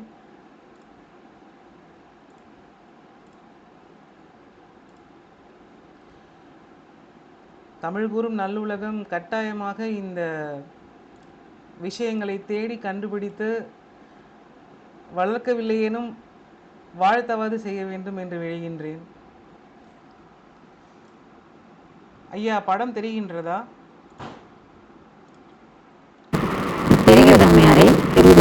நன்றி. இது கொக்கரை என்று அழைக்கிறார்கள். இந்த வளைவான ஒரு யானை தந்தம் போல் இருக்கக்கூடிய இந்த கருவியை கொக்கரை என்று அழைக்கிறார்கள். இதை எக்காலம் என்று அழைக்கிறார்கள். கொம்புத்தாரை, தவநடை அல்லது தவில், நகரா என்று அழைக்கப்படக்கூடியது. இதை நான் ஜால்ரா என்றே அறிந்திருந்தேன் இதுவரையிலும். இதற்கு பெயர் பிரம்மதாளம் என்பதை இன்றுதான் அறிந்து கொண்டேன். இது கொட்டு என்று வழங்குகிறார்கள். இதை பார்த்தீர்களானால் இந்த பகுதியில் இருப்பதை விட இந்த பகுதி சற்று சிறியதாக இருக்கிறது. இந்த வலந்தலை என்பது இந்த கொம்பு ஒன்றை வைத்திருக்கிறார் அல்லவா, இந்த உரிமை என்ற மேளத்தை அடிக்கும் பொழுது பயன்படுத்தக்கூடிய வளைவான ஒரு கருவி. இதன் மூலம்தான் அந்த ட்ரும் ட்ரும் என்ற ஒரு ஒலி வந்து நமக்கு கிடைக்கின்றது. அதை வலந்தலை என்று வழங்குகிறார்கள். இப்போது கேரள மாநிலத்தில் உள்ளவர்கள் திருடி கொண்டது அல்லது ஸ்வீகரித்து கொண்டது என்று வைத்து கொள்ளலாம் செண்டை மேளம். இது நம்முடைய தமிழ் பாரம்பரிய கருவியாகும். இவையெல்லாம் பஞ்சவாத்தியங்கள் அல்லது சிவவாத்தியங்களில் வருகின்றது. இந்த முழவு என்பதும் பழங்காலத்து தமிழ் மக்களுடைய இசைக்கருவி. இதை எங்கே இசைப்பார்கள் என்பதற்கான ஒரு பாடல் குறிப்பிருக்கின்றது. அதை நான் உங்களோடு பகிர்ந்து கொள்கின்றேன். இதை குடமுழா என்று அழைக்கிறார்கள். குடம் போல இருக்கின்றது. அதன் மேல் புறத்தில் 5 விதமான ஓட்டைகளை அமைத்து அதையும் தோல் மூலமாக மூடியிருக்கிறார்கள். நம்முடைய வீணை இதெல்லாம் வருவதற்கு முன்னரே நம்மால் இசைக்கப்பட்ட கருவிகளானது இந்த யாழ் இசைக்கருவிகள் என்றும் நாம் அழைக்கலாம். இப்படி இந்த தொகுப்பானது நீண்டு கொண்டே சென்று கொண்டிருக்கிறது. இதனுடைய வரிசையை நீங்கள் பார்க்க வேண்டுமானால் நான் இந்த வலைதள இணைப்புகளை இணையிலிய லிங்க் அவற்றை நான் பகிர்ந்து கொள்கின்றேன். இதை குறித்த ஒரு பாடல் ஒன்று நம் தமிழ் நூல்களிலே கட்டாயம் இருந்திருக்க வேண்டும் அல்லவா? இது எக்காலத்திற்கும் முற்பட்டது என்பது யாருக்குமே தெரியவில்லை. என்னுடைய தோற்ற காலம் எப்பொழுது, எங்கிருந்து வந்தது, யார் இதை வழிநடத்தி சென்றார் அப்படின்ற வரலாறு மொத்தமாகவே அழிக்கப்பட்டது, சூறையாடப்பட்டது என்றுதான் ஏற்றுக்கொள்ள வேண்டும். ஏனெனில் இந்த இசையானது பறை என்பது மரணிக்கும் தருவாயில் இருப்பவர்களை கூட உயிர்ப்பு கொடுத்து எழுந்து உட்கார வைத்து விடுமாம் பறை. அப்படிப்பட்ட ஒரு இசைக்கருவி. அதே போல இந்த சிவவாத்தியம் என்பது சிவனையே இங்கேயே தரிசனம் கொடுக்க அழைத்து வந்து நிறுத்தி வைத்து விடுவோம். அத்தனை சக்தி வாய்ந்த ஒரு கருவியை நம்மிடையே வைத்து உள்ளோமே என்று யார் கண் வைத்தார்களோ தெரியவில்லை. என்னுடைய வரலாறு கிடைக்கவில்லை. எனினும் ஒரு சிறு முயற்சியுடன் ஒரு பாடல் ஒன்று மட்டும் எனக்கு கிடைத்தது. இதை எழுதியதும் கூட காரைக்கால் அம்மையார். அவர் எழுதிய எந்த புத்தகம் என்றால் மூத்த திருப்பதிகம் 1. இந்த புத்தகத்தில் அவர் திருவாலங்காட்டு கோவிலில் இதை படைக்கிறார். இந்த பாடலை படைத்திருக்கிறார். இதை பன்னட்ட பாடை என்ற பாடலில் குறிப்பிட்டிருக்கிறார். திருச்சிற்றம்பலம். துத்தம் கைக்கிள்ளை விலரி தாரம் உழை இலி ஓசைப்பண் கெழும பாடி சச்சரி கொக்கரை தக்கையொடு தகுநிச்சம் துந்துபி தாளம் வீணை மத்தளம் கரடிகை வன்கை மென்தோல் தமருகம் குடமுழா மொந்தை வாசித்து அத்தனை விரவினோடு ஆடுமெங்கள் அப்பனிடம் திரு ஆலங்காடே. திருவாலங்காட்டில் இருக்கக்கூடிய இறைவன் இத்தனை இசை கருவிகளோடு சேர்ந்து அங்கே நடனமாடிக்கொண்டிருக்கின்றாராம். புந்தி கலங்கி மதி மயங்கி இறந்தவரை புறங்காட்டில் இட்டு சந்தையில் வைத்து கடமை செய்து, எப்படி நம்முடைய முன்னோர்கள் இறந்தவருக்கு முறை செய்தார் என்பது கூட இந்த பாடலிலே கொடுக்கப்பட்டிருக்கிறது.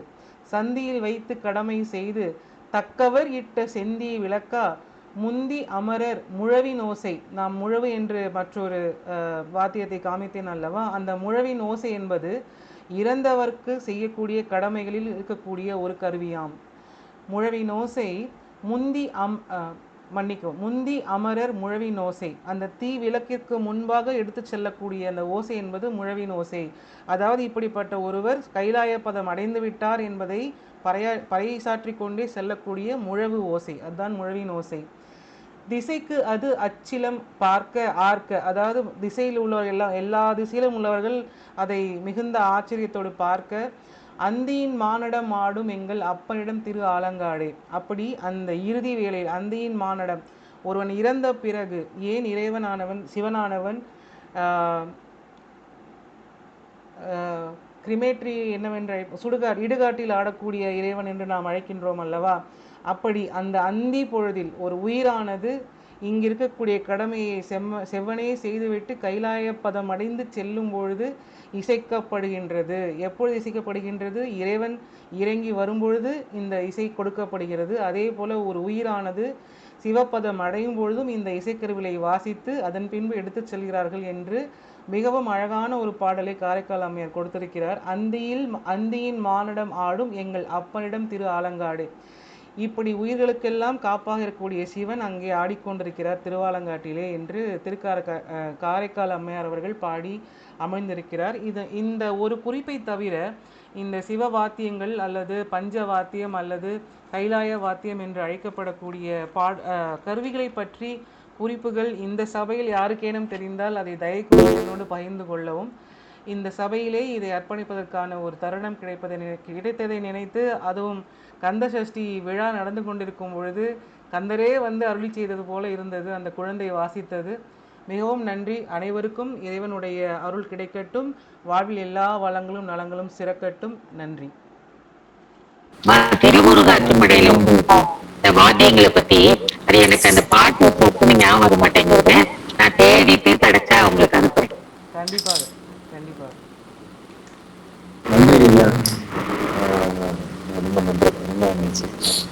சிவகணி இருக்கீங்களா?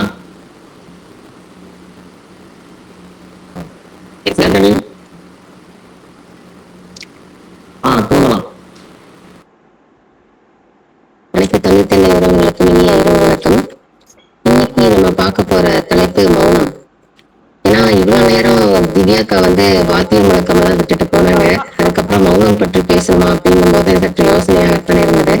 சரி, மௌனமாகவே இருந்துடலாமான்னு யோசிச்சேன்.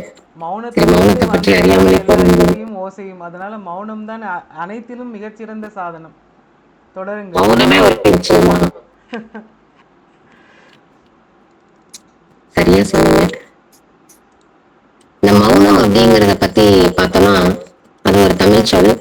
இதை வந்து நம்ம எந்த வார்த்தையிலிருந்து எடுத்திருக்காங்க அப்படின்னா அதை வந்து மனம் அப்படின்னு சொல்லலாம். இதை நம்ம சில நேரங்களில் பார்த்தீங்கன்னா அந்த மௌனம் அப்படிங்கிறது ஒரு முணுமுணுக்கிற விஷயமாவும் இருக்கும். அதே சமயம் சும்மா இருக்கிறது கூட ஒரு சுகமான நிலை அப்படின்னு சொல்லுவாங்க இல்லையா? ஸோ அந்த சும்மா இருக்கிறது அப்படிங்கிறது பார்த்தீங்கன்னா நம்ம சும்மா இருக்கிற மாதிரி இருக்கும், ஆனா நம்ம மனசு ஏதாவது ஒண்ணு வந்து எண்ணிட்டே இருக்கும். ஸோ இதை எண்ணங்களற்ற நிலை அப்படின்னு சொல்லலாம். நினைவுகள் வந்து அது தொடர்ந்து போய்கிட்டே இருக்கும் அப்படிங்கிறது தான் வந்து ஒரு மௌனம் அப்படின்னு சொல்லலாம். இந்த மௌனம் வந்து யாரெல்லாம் பின்பற்றாங்க அப்படின்னா முற்றும் திறந்த முனிவர்கள் தான் மௌனத்தை பின்பற்றாங்க அப்படின்னு இல்லை. இன்னைக்கும் நிறைய பேர் வந்து மௌனத்தை கடைபிடிக்கிறாங்க. இந்த மௌனம் கடைபிடிக்கிறதுனால என்ன பயன் அப்படின்னு பார்த்தீங்கன்னா நிறைய பிரச்சனைகள் வந்து தவிர்க்கப்படுவதோடு மட்டும் இல்லாமல் அதை தீர்ப்பதற்கான ஒரு தீர்வு கிடைக்குது அப்படின்னு சொல்லலாம். இது வந்து ஒரு மந்திர சொல் அப்படின்னு சொல்லலாம். ஏன்னா மௌனம் வந்து இது ஒரு அரிய வார்த்தை அப்படின்னு சொல்லலாம். இது மனிதனுக்கானது மட்டும்தான் மௌனத்தை வந்து நம்ம சொல்ல முடியும். இது ஒரு ஆயக்கலை அப்படின்னு கூட சொல்லலாம். இந்த மௌனம் வந்து நிறைய நேரத்துல வார்த்தையை காட்டிலும் பலமா பேசக்கூடிய சக்தி வந்து இந்த மௌனத்துக்கு இருக்கு. இதுல வந்து பாத்தீங்கன்னா ஏன் ஒரு சிலர் வந்து அமைதியா இருக்காங்க அப்படின்னு நம்ம உற்று நோக்கி பார்த்தோம் அப்படின்னா அவங்க வந்து மகிழ்ச்சியில அமைதியா இருக்காங்களா, இல்ல வேதனையில அமைதியா இருக்காங்களா, இல்ல கோபமா இருக்காங்களா, இல்ல துயரமா இருக்காங்களா, என்ன அப்படிங்கிறதே நம்மளுக்கு ஒரு புரியாத புதிர் அப்படின்னு பாத்தீங்கன்னா அந்த மௌனம் அப்படின்னு சொல்லலாம்.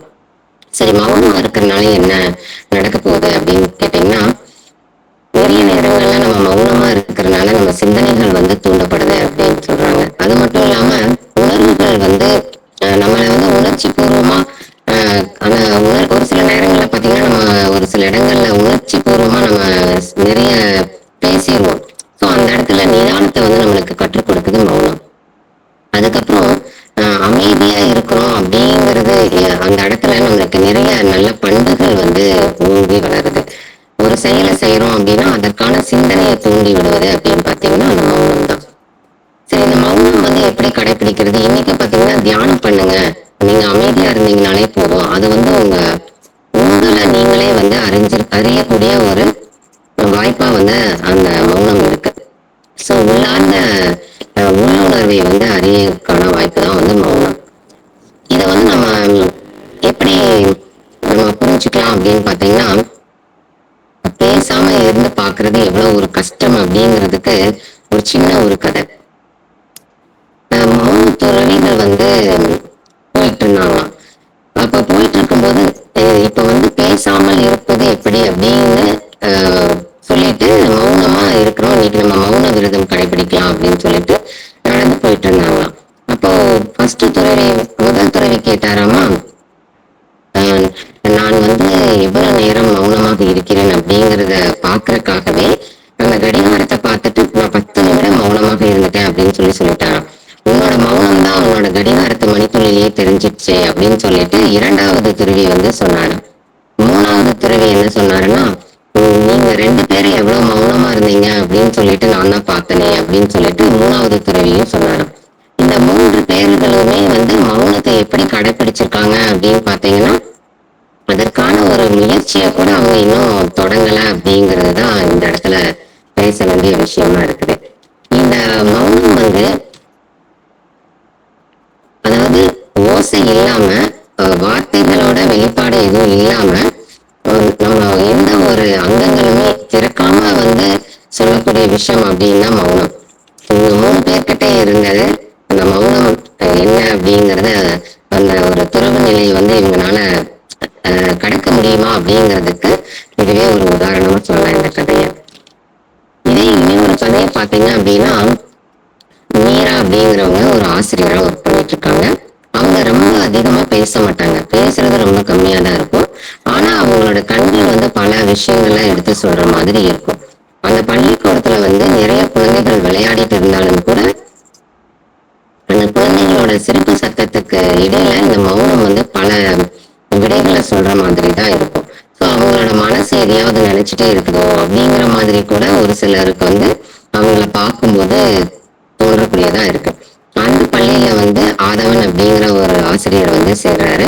இவர் எந்த மாதிரி இருக்காருன்னா, அவர் ரொம்ப கலகலப்பான மனிதர், எல்லார்கிட்டையும் எப்போதுமே பேசிட்டே இருப்பாரு. அவர் இருக்கக்கூடிய சூழல் வந்து ரொம்ப கலகலன்னு இருக்கணும் அப்படின்னு நினைச்சக்கூடிய ஆள். இவர் வந்து அந்த ஆசிரியர் வந்து ஒரு நாள் பார்க்கும்போது, ஏன் நீங்க வந்து ரொம்ப அமைதியா இருக்கீங்க, உங்களுடைய மௌனத்துல துயரத்தோட வழி தெரியுது அப்படின்னு சொல்லிட்டு அவர் கேட்கிறாரு. அதுக்கு அவங்க வந்து சொல்லக்கூடிய பதில் என்னவா இருக்குன்னா, ஒரு மாலை பொழுதுல ஒரு மழை வந்து பெய்து கொண்டு இருக்கும்போது அந்த மலையோட ஓசை வந்து எப்படி இருக்கும். ஸோ அந்த ஓசை பேசாம ஒரு மனிதர்களோட மனநிலையை புரிஞ்சுக்கக்கூடிய ஒளியா இருக்குது. அப்ப என்னோட மனநிலை வந்து அந்த மலைக்கு தெரியுது அப்படிங்கிற மாதிரி அவங்களோட உணர்வை வந்து வெளிப்படுத்துறாங்க. அப்ப அந்த ஆதவங்கிற வந்து புரிஞ்சுக்கிறாரு, மௌனம் வந்து பல நேரங்கள்ல அவங்களுக்கான உணர்வுகளை நம்மளுக்கு கொடுக்கக்கூடிய ஒரு பாடமா இருக்குது அப்படின்னு சொல்றாங்க. ஸோ சொற்கள் வந்து சில நேரங்கள் ஆறுதல் கொடுத்தாலும் கூட மௌனம் தான் வந்து அவங்களுக்கான வழிகளை நிவர்த்தி செய்யக்கூடிய ஒரு நிவாரணியா இருக்கு அப்படின்னு சொல்லிட்டு இந்த கதையில நம்ம எடுத்துக்கலாம். மௌனம் அப்படிங்கிறது ஒரு துயரம் கிடையாது. சில சமயங்கள்ல வந்து அது அமைதியை சொல்லும், சில சமயங்கள்ல வந்து அது வழிகளை நீக்கக்கூடியதா இருக்கும். ஆனா அது உண்மையான ஒரு ஒளி அப்படின்னு சொல்லிட்டு மௌனத்துக்கும் ஒரு தத்துவமே கொடுக்குறாங்க.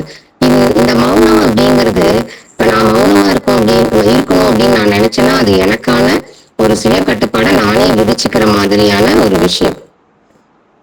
ஸோ இந்த சுய கட்டுப்பாடு எதை நோக்கி போகுது அப்படின்னா, உங்களுக்கு உள்ளார்ந்த நம்ம யாரு அப்படிங்கிறத நம்மளுக்கு காட்டக்கூடிய விஷயமா இருக்கக்கூடியது அப்படின்னு சொல்லலாம்.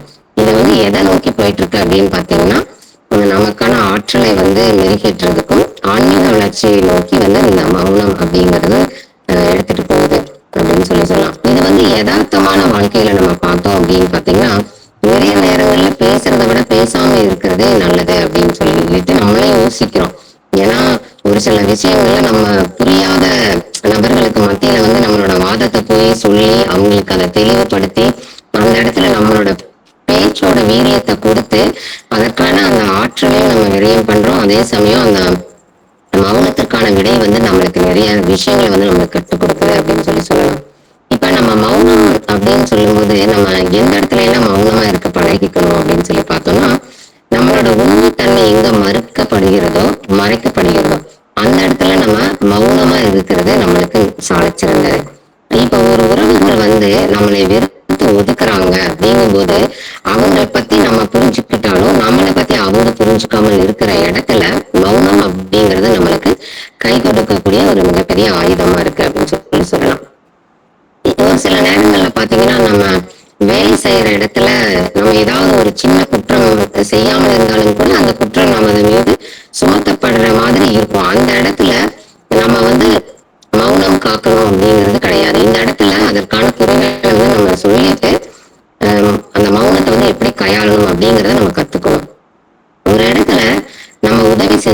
ஒருத்தருக்கு. அந்த உதவிக்கு வந்து அவரு வாயினால வந்து நன்றி கடனை வெளிப்படுத்தி சொல்லும்போது அந்த இடத்துல நம்ம வந்து மௌனமா இருக்க கத்துக்கணும். அதுக்கப்புறம் ரொம்ப வழியே இல்லாம வாழ்றதுக்கே வசதி இல்லாம இருக்கிறவங்க இடத்துக்கு போய் நீங்க ஏதாவது உதவி செஞ்சிருந்தாலும் கூட அந்த அந்த இடத்துல இந்த இடத்துல நான் என்ன சொல்ல வரேன்னா, இப்ப ஒருத்தவங்க கிட்ட நம்மளுக்கு வாழ்றதுக்கே வழி இல்லை அப்படின்னா ஒருத்தவங்க கிட்ட போய் நீங்க உதவி கேட்கலாம்னு நினைக்கிறீங்க. அப்ப அவங்க கொடுக்கல அப்படிங்கிற மனநிலையில் இருக்காங்கன்னா கூட அந்த இடத்துல நம்ம மௌனமா வந்து கடந்து வர்றதுதான் மிகச்சிறந்தது அப்படின்ட்டு. இப்ப நம்ம அன்பு விதைக்கிற இடத்துல மௌனம் பழகணும். அதே மாதிரி அருளை கொடுக்கிற இடத்துல மௌனம் பழகணும். அன்பை பெற்றிருக்கிற இடத்துலயும் நம்ம மௌனம் பழகணும். அதே மாதிரி ஒரு இரக்கமும் பொறாமையும் இருக்கிற இடத்துல நம்ம என்ன பண்ணணும் அப்படின்னு பாத்தீங்கன்னா பொறுமை காத்து நம்ம மௌனம் பழகணும். அப்புறம் நம்ம உள்ளுக்குள்ள ஒண்ணு வச்சுட்டு நம்ம கிட்ட வெளியில நல்லவங்க மாதிரியே பேசுவாங்க. அந்த மாதிரி ஆட்கள் பக்கத்துலயே வந்து நம்ம மௌனம் வந்து பழகிக்கலாம். இப்ப பேசுறத விட பேசாமல் இருக்கிறது தான் வந்து நம்மளுக்கு ஒரு மிகச்சிறந்த ஒரு ஆயுதம் அப்படின்னு சொல்லலாம். இந்த மௌனம் அப்படிங்கிறது நம்மளுக்கு எல்லாருக்குமே கிடைச்சிருக்கிற ஒரு மிகப்பெரிய வரம். இந்த வரத்தை வந்து நம்ம தினந்தோறும் கையில எடுத்துக்கணும். எந்த இடத்துல தேவையோ அந்த இடத்துல இந்த மௌனத்தை வந்து உபயோகப்படுத்துறது நல்லது. வாய்ப்பு கொடுத்த தமிழ் தண்ணி உறவுகளுக்கு நன்றி. வாயை மூடியிருந்தாலே 90% பிரச்சனைகள் முடிந்துவிடும் என்பதுதான் இதற்கு சான்று. அதாவது நம்ம தம்முன்னு நினைச்சா வாழ்க்கை கும்பல இருக்கும்.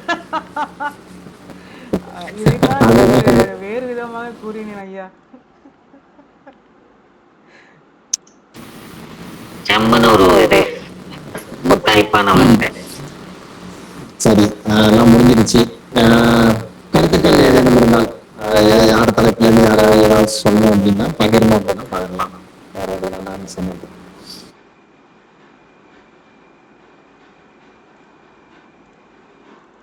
என்ன சிவக்கணி தலைப்பு மாதிரி ஆயிடுச்சு.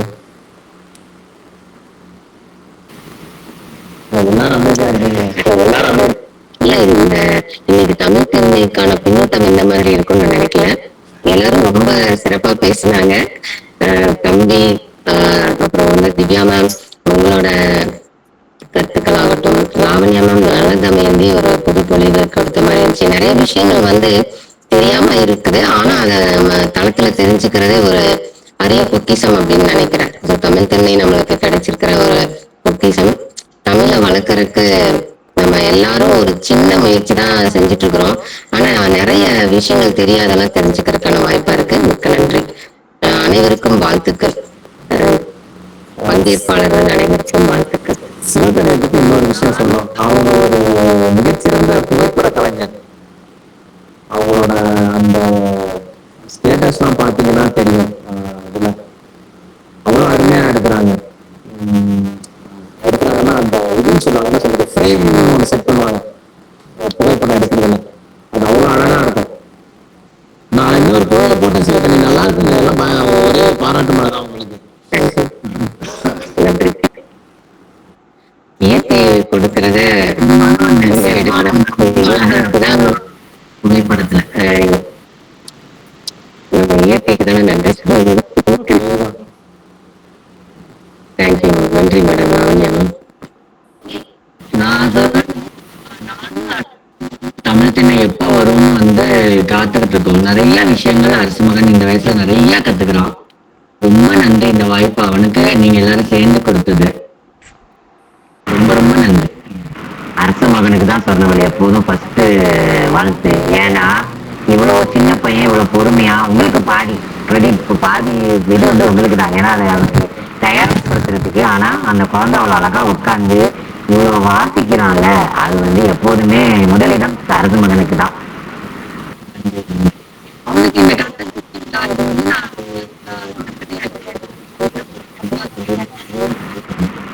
வாய்ப்பு ரொம்ப இதாகுது. அவனுக்கு பிறந்த நாளைக்கு கிடைச்ச புத்தகம் அது. கோயில்கள் மதிஷ